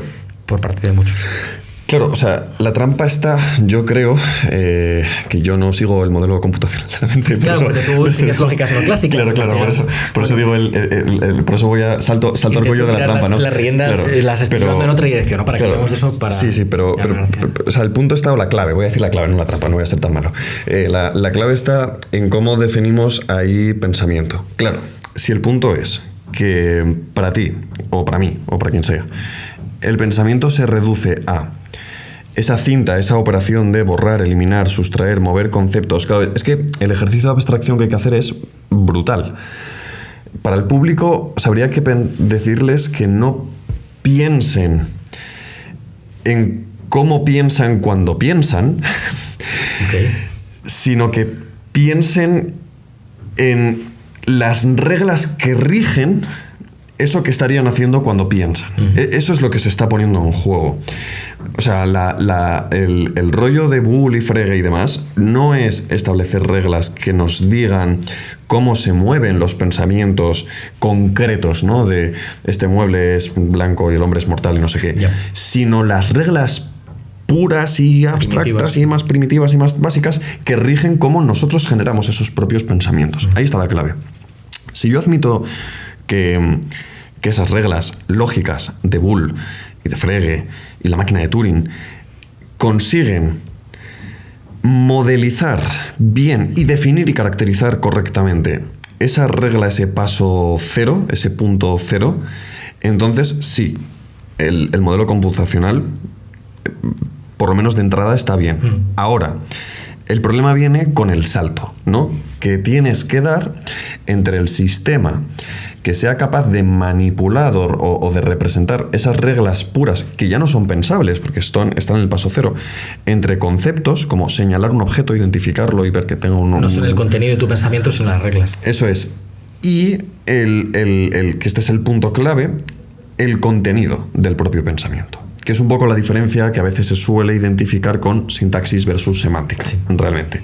Como yo puedo establecer unas reglas de manipulación de símbolos que encajen o que sean más o menos las mismas, y cómo puedo interpretar esas propias reglas y darles significado y darles sentido. Sí. Y aquí viene el famoso argumento de Searle de la habitación china. Si una máquina de Turing solamente manipula signos con esas reglas, aunque sean las reglas puras de mi pensamiento, a mí eso me da igual, ¿no? Porque, de hecho, cabría preguntarse si nosotros podemos diseñar una máquina que funcione con unas reglas distintas a aquellas con las que nosotros funcionamos, ¿no? Que parece que no, hasta cierto punto. Claro, Searle dice, bueno, ¿qué es lo que hace la máquina de Turing? ¿Qué es lo que hace ese algoritmo? Entonces él dice, imaginemos una habitación, esa caja negra que decíamos que le metías un input, hacía cosas y sacaba un output, en la cual hubiera una persona dentro de la habitación. Vamos a imaginar que hay un señor haciendo esas operaciones que nosotros no sabemos cómo se hacen y que pensamos que las hace el ordenador. Y entonces imaginemos que en concreto ese señor trabaja en un programa que consiste en traducir del inglés o del español al chino. Nosotros le metemos un carácter chino, él abre un diccionario de chino, una serie de reglas que nosotros le hemos dado previamente. Fijas, sí. Claro, él busca en su diccionario hasta que encuentra el símbolo que le hemos dado, ve la palabra que está al lado, en español, inglés, alemán o lo que sea, la escribe en un papel y saca esa palabra. Eso es lo que hace un algoritmo, porque nosotros le damos el diccionario y nosotros le damos las reglas. Y la pregunta de Searle es... Es un filósofo americano, creo. Claro, que de hecho esta anécdota la populariza Penrose en La nueva mente del emperador también. Okay. Y entonces, pues la pregunta que se hace Searle, ¿no? Y que recupera ahí, pues, Penrose también y toda esta escuela de no reduccionismo en filosofía de la mente, es: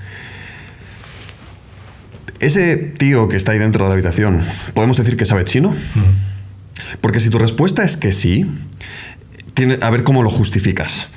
Y si tu respuesta es que no, has dado un argumento muy fuerte en contra de asumir que una inteligencia artificial, en el sentido de Turing computable, pueda llegar a tener realmente pensamiento, claro, o un conocimiento como el nuestro. Humano, exacto. Eso es. Es un argumento en contra. Claro, el punto de Searle es decir, igual que ese señor no sabe chino, la máquina de Turing no sabe sumar, ni sabe calcular, ni Siri sabe el tiempo que hace, ni ChatGPT entiende lo que tú le estés preguntando en concreto. Porque eso son operaciones humanas que realizan, eso es. Claro, que requieren una especie de comprensión. No se sabe, ¿no? Realmente qué es ese. Eso es. Ese es el debate. Eso es. Pero por lo menos, claro, surge el debate. O sea, ya no puedes plantearlo en una reducción limpia o directamente transparente, ¿no? De reducir unas reglas puras de pensamiento y tal y cual a esa capacitación. Porque aunque sea por la disposición privilegiada que tengan nuestras reglas, nosotros no podemos pensar solo sintácticamente. Nosotros automáticamente interpretamos ya los propios conceptos que estamos manipulando, ¿no? Sí, ese es uno de los frentes más fuertes de ataque a la teoría computacional de la mente. Yo voy a mencionar otro distinto, pero el primero no es lo que podríamos llamar el problema de lo contextual en el lenguaje humano. O sea, la idea de que nuestras oraciones, expresiones no son puras reglas que te dictan cómo combinar símbolos, sino que las reglas no existen. Muchas veces son contextuales y se las inventa uno en la conversación, o las rompe, las transgrede. Eso es. Eso sería un lado de crítica hacia la teoría computacional. El otro es bueno, primero lo plantea Hilary Putnam, otro filósofo americano, como la idea de el cerebro en la cubeta. Esta idea de que si la teoría computacional de la mente es correcta, entonces un cerebro que estuviese en una especie de cubeta con electrodos que le transmiten estímulos del exterior es equivalente a una persona que está conociendo en el mundo, porque realmente lo que es el pensar es manipular estas representaciones de una realidad exterior internamente y luego pues responder actuando sobre ella, pero realmente no hay diferencia. Un poco volvemos a lo de Herbert Simon, que decía, ¿para qué voy a ir a ver la Torre Eiffel si ya la puedo ver en una foto? Realmente lo que haces es convertir información en inputs que luego pues... y de hecho, lo curioso de los cerebros en cubeta, que esto normalmente no se suele decir, claro, los cerebros en una cubeta son, pues eso, ¿no? Un cerebro conectado a una serie de cables que le dan inputs, outputs, y la gente automáticamente piensa en Matrix, ¿no? De donde está el protagonista Neo conectado, y de pronto se desconecta y sale. Pero en realidad no. Porque el punto clave de la teoría de los cerebros en cubetas es el siguiente, o sea, es una tontería en realidad, pero si una hormiga, esto va orientado, o sea, si una hormiga dibuja, es el propio ejemplo que pone Putnam, si una hormiga dibuja con un rastro que va dejando de feromonas o de migas o de lo que sea, o se moja y entonces un rastro que va dejando, una combinación de granos de arena que se parecen mucho a la cara de Churchill, nosotros no diríamos que la hormiga ha dibujado un retrato, por una serie de argumentos filosóficos que tampoco vamos a entrar, ¿no? No hay intencionalidad, no hay referencia, no sé qué tal. Vale. Pues, de igual manera, tú ahí tienes dos niveles, ¿no? El de Churchill, cómo representas a Churchill queriendo representar a Churchill, y el de algo aleatorio o arbitrario que de pronto se parece a Churchill, pero que no tiene la intención de serlo. Y que no diríamos que lo es. Es el típico ejemplo de si no sé quién ve de pronto la cara de no sé quién en la pared, o sí, o de las estrellas ves tal, o tiene un nombre, la panidolia creo que se llama, o algo así, que si de pronto ves un extintor y tiene como forma de cara humana y tal, tú eres consciente de que eso no está hecho para ser un rostro humano. A lo mejor te lo recuerda, pero es una casualidad. Sí, sí. Claro, no dirías... No hay una comunicación, no intento de comunicar. Eso es. Entonces, el punto es, un cerebro en una cubeta nunca ha vivido fuera de la cubeta ni ha tenido estímulos fuera de la representación de Matrix. Voy a decirlo a partir de ahora con el ejemplo de Matrix. Un ejemplo si Neo estuviera en Matrix, Neo nunca ha visto un rascacielos de verdad, nunca ha visto el cielo despejado de verdad, y hay un momento en el que Cifra, que es el malo, se come un filete y los traiciona y les dice pues hay un momento en el que el que les traiciona, spoiler, lo siento si alguien no lo ha visto, pues Too late. se está comiendo un filete y entonces dice, es que esto sé que no es verdad, pero está muy bueno y sé que ahí fuera solo voy a poder comer una bazofia de no sé qué y prefiero esto aunque sepa que no es verdad. Bueno, pues el punto está en el argumento de Putnam en que alguien que sea un cerebro en una cubeta nunca ha probado un filete de verdad fuera del Matrix, nunca ha visto el cielo de verdad fuera de Matrix, solo ha visto la programación y nunca ha visto un cerebro en una cubeta. Si nosotros, por ejemplo, viviéramos en Matrix y esto fuera Matrix, nosotros nunca hemos tenido contacto con nuestro Matrix, sino con el Matrix que nosotros podríamos pensar aquí dentro y que nunca va a ser ese. Claro, sabemos que es. Igual que el retrato de Churchill de la hormiga no sería el retrato o el extintor no sería el extintor, ¿no? Entonces, en ese punto, Putnam da un argumento en contra de que podamos ser cerebros en cubetas, diciendo, yo puedo decir que no soy un cerebro en una cubeta y argumentar a favor o en contra de que no sea un argumento en una cubeta. Si yo fuera un cerebro en una cubeta, no podría decirlo. Claro.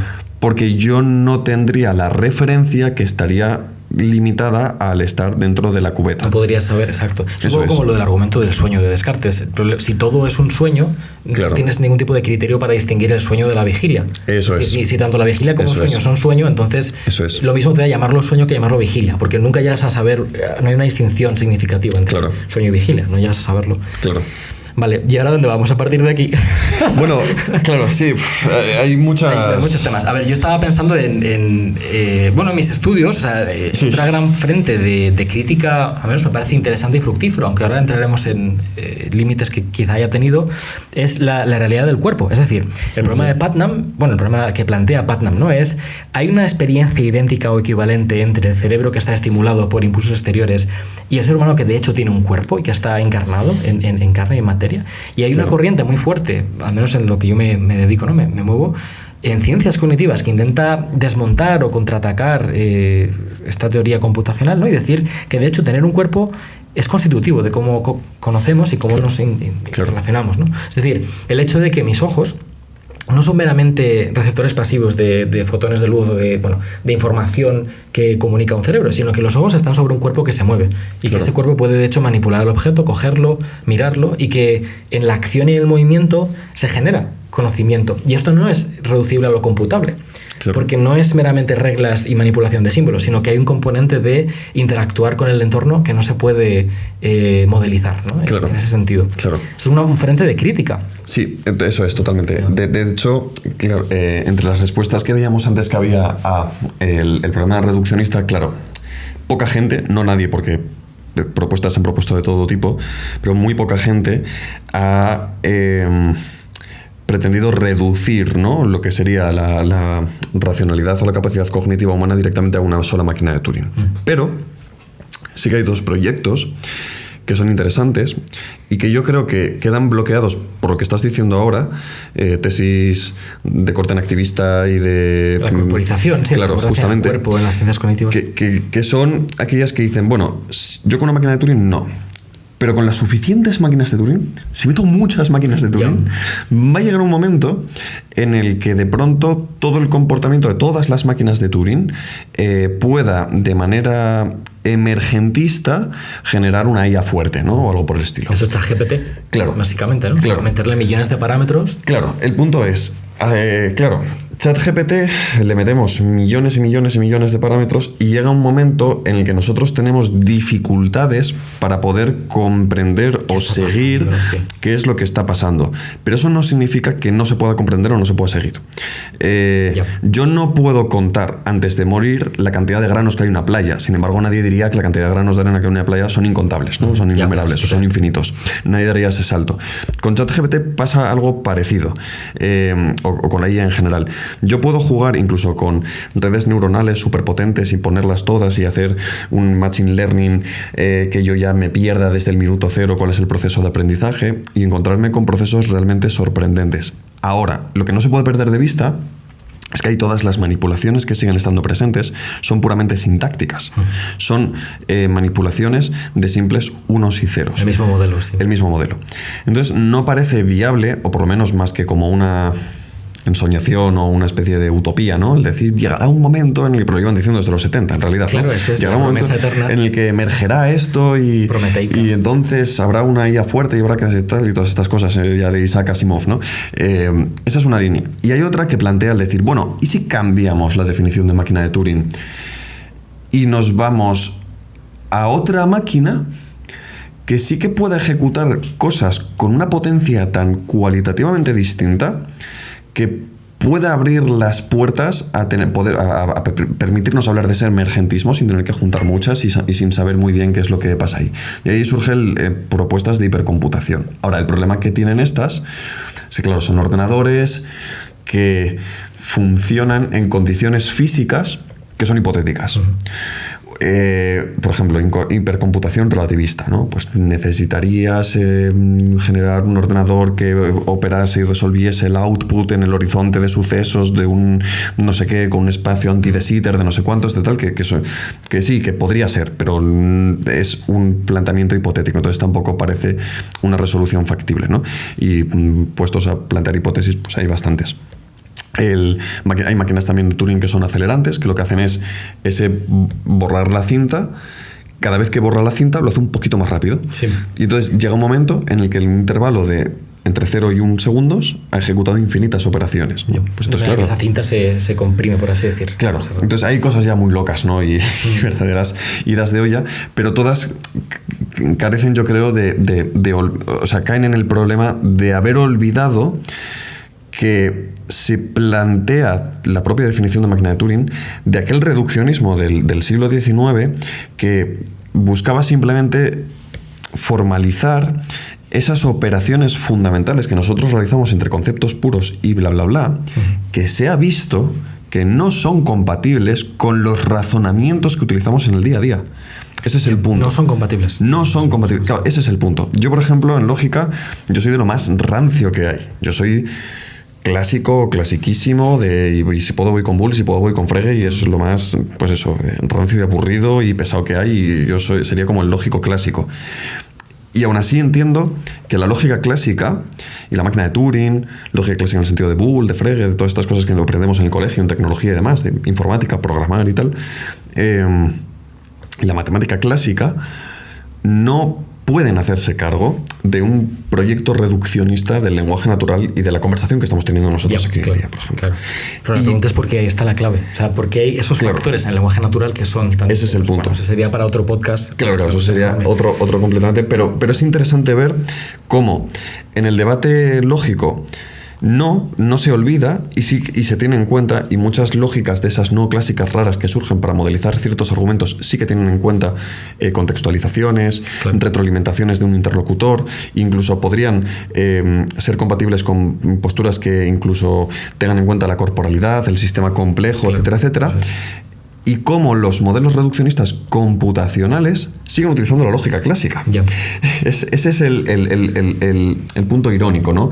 Sí. Que no somos capaces de generar una matemática y una computación no clásica tan buena como la clásica, y sin embargo, el día a día parece que no es clásico. Y claro, yo puedo modelar cosas y hacer modelos de juguetes con la realidad compleja, y puedo simular modelos de juguete computacionales que asuman distinciones complejas. Sí, eso es que me está recordando mucho a un lingüista que se llama Daniel Everett, que contaba la anécdota de... él decía, tú tienes una inteligencia artificial que es capaz de aprender todas las respuestas que le darías a un cliente en un restaurante, ¿no? Claro. O sea, pues no sé, buenas tardes, bienvenido, tiene una mesa reservada, etcétera. Tienes todas esas frases convencionales guardadas en la IA que sabe responderlas, incluso estadísticamente, ¿no? Aunque no sea de manera deductiva. Pero imagínate, decía Daniel Everett, que hay un caso en el cual un cliente se marcha del restaurante enfadado porque ha encontrado una mosca en su hamburguesa. Y entonces la pregunta que le hace a la IA es la de... Le metió la hamburguesa por la oreja al camarero, ¿no? Al marcharse. Y entonces esa es una clase de frase o de paso que la IA no es capaz de manejar, en el sentido en que nosotros entenderíamos de manera contextual que se refiere a una broma, etcétera, pero que hay una serie de plasticidad en el significado del lenguaje natural humano, en la potencialidad que tú puedes usar de una palabra, que la puedes aplicar a diferentes contextos, de diferentes maneras, de manera creativa, que ahí sí que parece que estamos asomándonos a uno de los límites, ¿no?, que tienen las IAs, o al menos hasta la fecha de hoy. Uno de los grandes frentes, además, donde yo creo que se podría decir que hay una limitación muy clara, es en el aspecto, podríamos llamarlo histórico, cultural. Tú antes has mencionado la relatividad lingüística, no vamos a entrar ahí porque sería un tema bastante complejo, pero esta idea de que, bueno, en los lenguajes humanos hay diversidad, hay no solo contextualidad, porque el contexto, quieras que no, se puede reducir a la hora, ¿no?, a la situación en la que yo estoy, sino que hay una carga histórica. Es decir, que la lengua que estamos hablando ahora mismo, castellano, es una lengua que no solamente es un sistema de símbolos que se corresponden o no más o menos contextualmente a una realidad exterior, sino que tiene una carga histórica, que es una especie de producto cultural que se ha ido pasando de generación en generación, y cada generación lo ha modificado y le ha añadido y quitado cosas. Y entonces cada palabra que utilizamos tiene proyectada sobre sí el peso de esa historia de las personas que han utilizado antes esta lengua, ¿no?, por así decirlo. Claro. Y la propia lengua alumbra un espacio cultural llamado, pues llámalo hispanosfera, ¿no?, por ejemplo, en nuestro caso, de todas las personas que hablan ese idioma, que son capaces de entrar en ese mundo, mientras que yo, por ejemplo, no podría entrar en el espacio cultural chino o en el espacio cultural turco, no lo sé, porque no sé ni chino ni turco, ¿no? Y requeriría de cierta traducción, y ya no solo traducción lingüística, sino en un montón de aspectos de interacción cotidiana, de lenguaje corporal, de gestos, que requieren, que te remiten en última instancia a un ser humano con cuerpo, corporizado e histórico, que vive en el tiempo, ¿no? Eso es. Y de ahí pues pienso yo en el hecho de que no sé cómo dar este salto. Todos mis episodios tienen siempre unos últimos 20-15 minutos donde intento meter el tema de Dios con cazador, y no siempre sale bien. Al principio del podcast había un momento en el que cuando hablamos de modelos, esto yo lo pensaba leyendo el libro de Jean-Pierre Dupuy, es que él habla directamente, ¿no?, de Dios al proponer la idea de que yo solo conozco algo que he creado, que es un poco lo de las nuevas ciencias de la mente. ¿Cómo conocemos la mente? Bueno, vamos a reconstruirla de manera artificial, ¿no? Claro.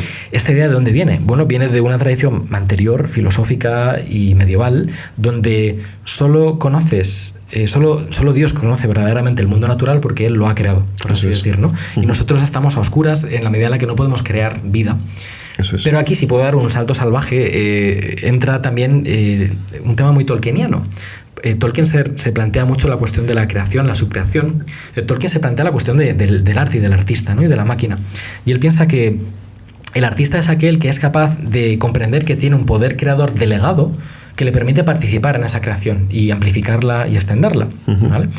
Y la completa, pero él nunca sustituye a el creador con mayúsculas, sino que él es un subcreador, diría Tolkien.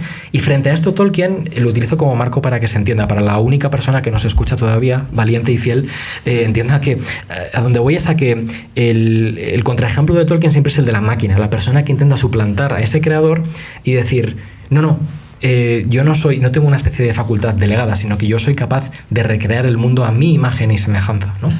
Y entonces, a lo largo de toda la tradición, y que espero que se vea cómo convergen todos los hilos que acabo de abrir, a lo largo de toda la tradición judía, sobre todo en el Antiguo Testamento, hay un tema recurrente que es el de la idolatría.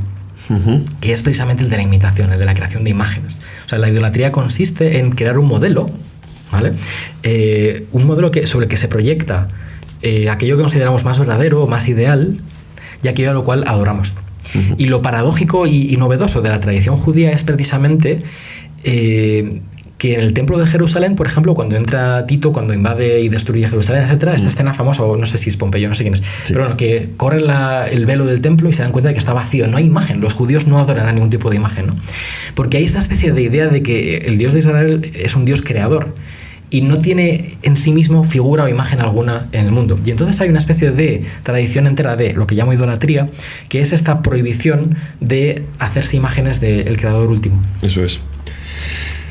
A ver, son muchas cosas, pero conecta. Lo del por qué hablaba de la relatividad lingüística es porque esto conecta con la idea que en la historia de las religiones siempre tenemos que pensar en términos de culturas y tradiciones e historias, ¿no? Claro. Es decir, hay un contexto cultural. Claro. De hecho, hebreo. O sea, has dicho una cosa que es muy interesante por empezarlo y acabarlo, que yo creo que va a conectarlo además muy bien.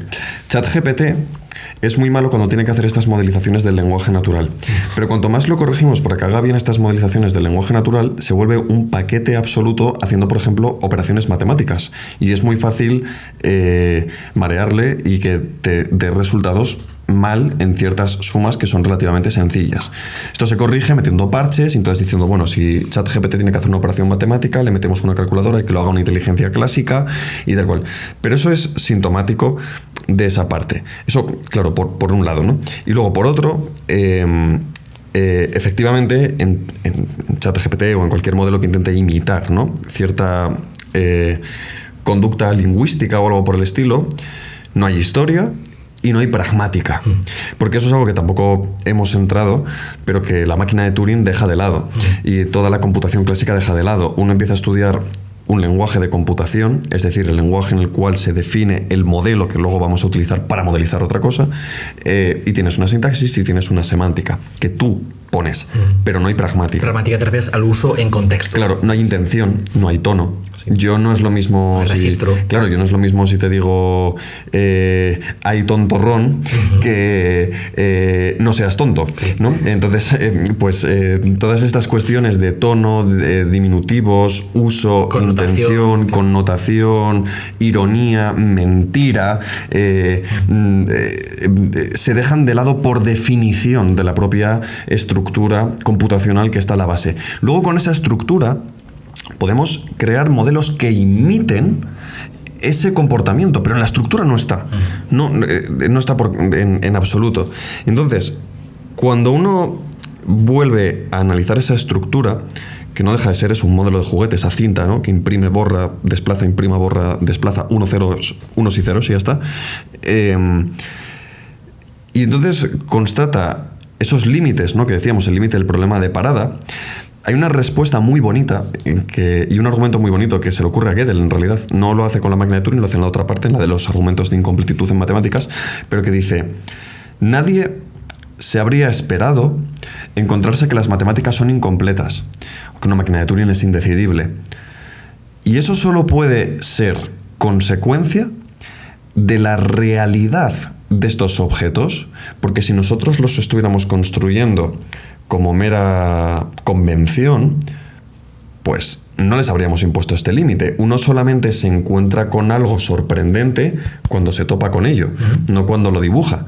Nadie escribe terror y de pronto dice, oh, qué susto me he llevado, ¿no? No aquello, claro, no aquello que creas, sino aquello que, claro, que tú te encuentras. Claro. Entonces él dice, pues como nos encontramos estos límites, debe ser que estos objetos no dependen de nosotros. Y entonces, por terminarlo, una parte de los argumentos anteriores de hipercomputación, de meter muchas máquinas de Turing y tal, no sé qué, plantean un argumento que es bastante bonito, que es el de: yo puedo diseñar un ordenador, por ejemplo, que simule un universo que no tiene absolutamente nada que ver con el nuestro, que es el de los Sims o algo así, en el que a su vez hay alguien usando un ordenador, que a su vez hay alguien usando un ordenador y tal. En cada simulación de la simulación yo pierdo información y pierdo capacidad computacional, y hay una degeneración. Entonces hay propuestas y discusiones bastante divertidas que plantean, bueno, ¿y si nosotros estamos, como decías, ¿no?, en esa idolatría y hay un punto límite a partir del cual resulta que mi máquina de Turing no es decidible porque el fundamento último de la definición estaría como en otro plano, de una especie de metamáquina de Turing, mejor que la máquina de Turing, que a lo mejor sí es decidible, que es con la que se define la máquina de Turing, y entonces entras en toda la teoría esta de la simulación y del universo como simulación y demás y tal. Y hay muchos argumentos, porque aquí la discusión ya pasa a ser teológica en realidad, sí. Y hay muchos argumentos que empiezan a centrar la atención en si hubiera, no sé, vías tomistas, ¿no? Si hubiera un programador originario de esa máquina de Turing que simula unas máquinas de Turing defectuosas, que son las que nosotros estamos simulando, otras máquinas de Turing a su vez más defectuosas, ¿necesitaría a su vez otro programador? ¿O podría haber una última máquina de Turing que fuera causa suya o algo por el estilo, ¿no? Pues parece que no, o parece que sí, en modelos. Es un típico argumento de regresión, ¿no? Eso es. Quien ha creado a Dios, pues tiene que haber, o hay un punto en el que acabe eso. Eso es. Y es divertido ver cómo al final los debates en torno a inteligencia artificial, en este punto más abstracto de esas reglas, leyes tan abstractas y tan absolutas que te permiten definir cómo construyes el resto de leyes, esas leyes que rigen cómo defines una ley matemática con la cual defines una ley física que luego aplicas en ciertos contextos, ¿qué son? ¿Y de dónde vienen? Si es que tiene sentido preguntarse qué son, o cuál es su fundamento, o si se pueden entender o no se pueden entender o no. Ese es el gran debate o la gran cuestión. Bueno, claro, y lo que cuentas me está recordando al caso muy interesante de una chica de Yale, una filósofa que se llama Lia Libresco, que se convierte al catolicismo, de hecho, bueno, al cristianismo en primer lugar, precisamente después de una búsqueda muy larga que hizo completamente pública en su blog, cuando ella era atea militante y estaba saliendo con un chico cristiano, y se metió pues ahí en Yale en muchos clubs de debate y le encantaba debatirles porque ella pensaba que eran los más tontos y estúpidos, ¿no?, de todo el campus, y luego se dio cuenta de que había pues algunos argumentos que tenían fundamento, y en su largo trayecto de investigar, ¿no?, las diferentes afirmaciones que se hacen desde el cristianismo, hay un momento en el que a ella, que se dedica a la estadística, ella estudia filosofía y estadística, tiene una especie, es que no sabría reproducirlo, ¿no?, pero habla de cómo se dio cuenta de que la matemática remitía a algo real y trascendente. Claro. Y empezó a atar hilos, y ese argumento, que no me atreveré a reproducir aquí, le llevó a creer que verdaderamente existía una especie de de entorno. Ella lo acaba atando a la moralidad, o sea, se da cuenta de que estos modelos, estos formalismos pueden tener una realidad que trasciende el mundo tangible y que de hecho pueden tener incluso una voluntad, una personalidad, por así decir, y que a partir de ahí llega, probablemente no le haga justicia, ¿no?, al periplo, lo que tiene esta chica. De hecho, o sea, no lo hemos dicho, ¿no?, pero al principio creo que dije algo así como, y pasaron cosas en matemáticas y en física que motivó que esta gente necesitara una nueva lógica a partir de la cual surgió. Bueno, esas cosas que pasaron en matemáticas y en física son más conocidas, pero esas cosas que pasaron en matemáticas fue que de pronto había objetos que contradecían toda una tradición anterior de limitación de capacidad de conocimiento y demás, que exigían una fundamentación y cuya fundamentación introducía cosas como infinitos en acto,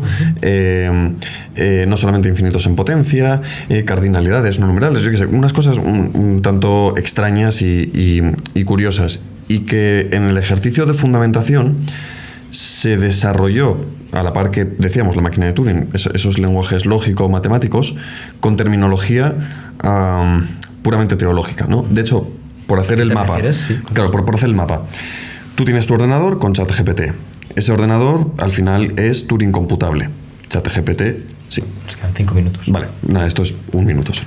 Tú tienes tu ordenador que es Turing computable, lo defines en la máquina de Turing. Definimos el formalismo y la abstracción de la máquina de Turing, que es equivalente a un lenguaje lógico clásico, bivalente, no sé qué más.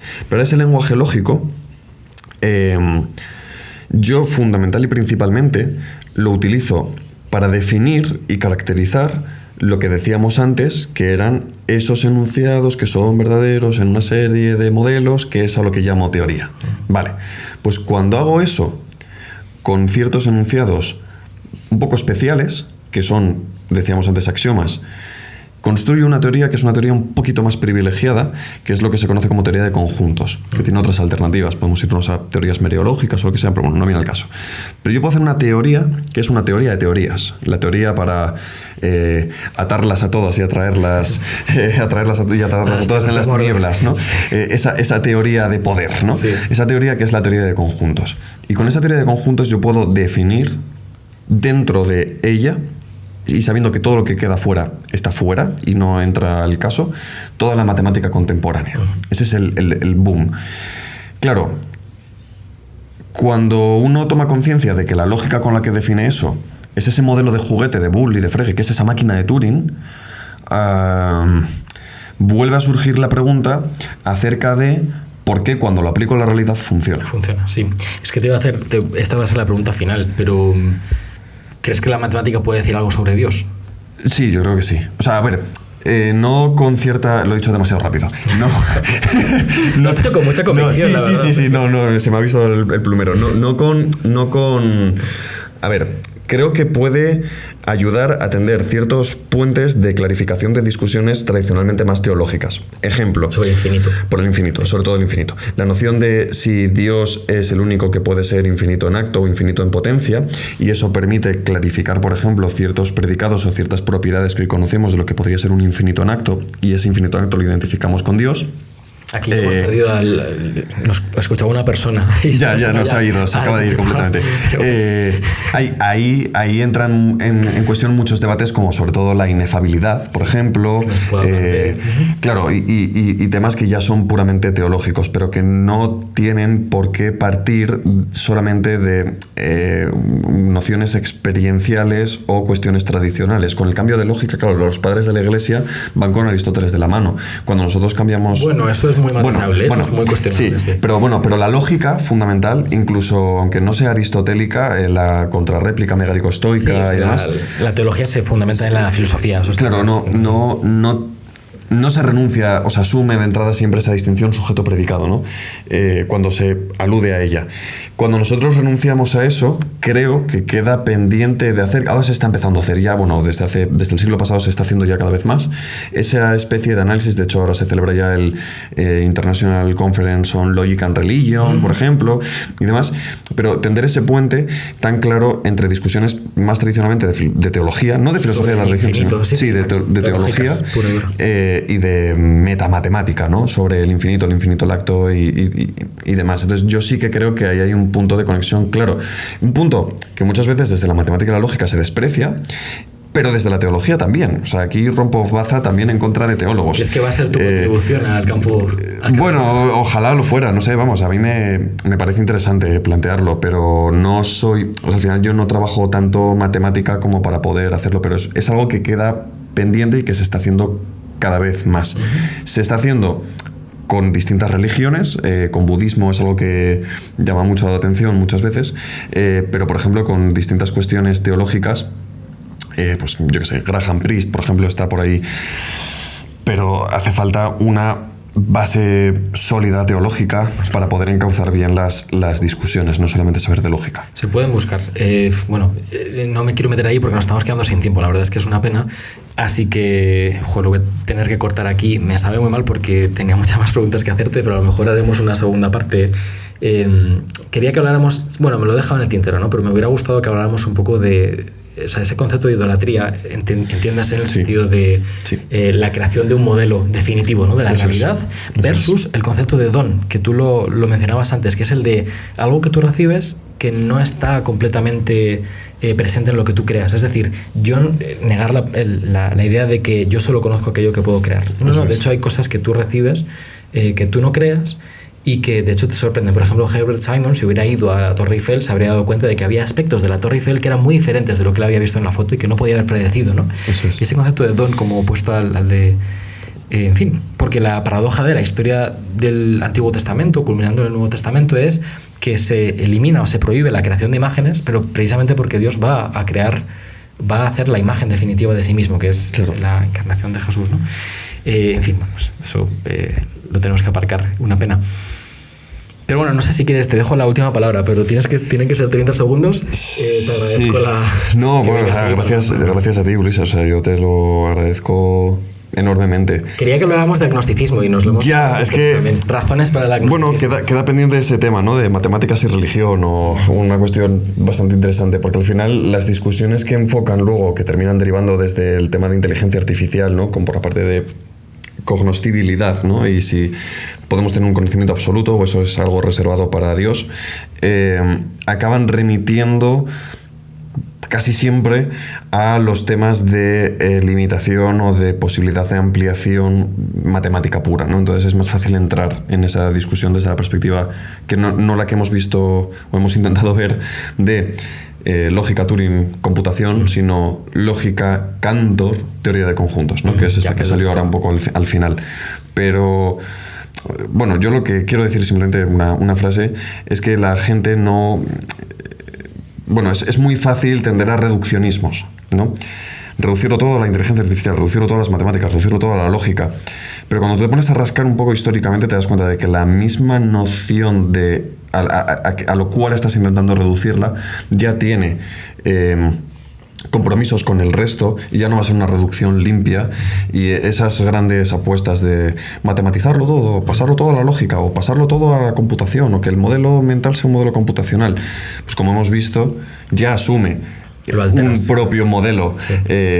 Modelizando. O sea, estaríamos modelizando el modelo modelizado por el modelo que queremos modelizar, sí, ¿no? Sí, sí. Entonces, pues que con esas cosas hay que tener muchas veces cuidado y que son un poco más complejas, pero vamos, que tampoco... Bueno, este episodio va a ser como una tesis que sabes que no se termina, sino que se abandona. Eso es, se abandona, sí. Así que nada, pues muchas gracias. Como ya no nos escucha nadie, porque todo el mundo ha apagado ya el podcast porque están hasta el gorro. Claro. Bueno, nos emplazamos hasta la siguiente temporada. Yo no sé si este va a ser el último episodio, pero si lo fuera, pues nada, me despido de los oyentes. El último episodio en general. En general, no cerrar esto. Qué desastre. Pero bueno, gracias por venir, gracias por la conversación. Esperemos que les sea de utilidad a los oyentes. Muchas gracias.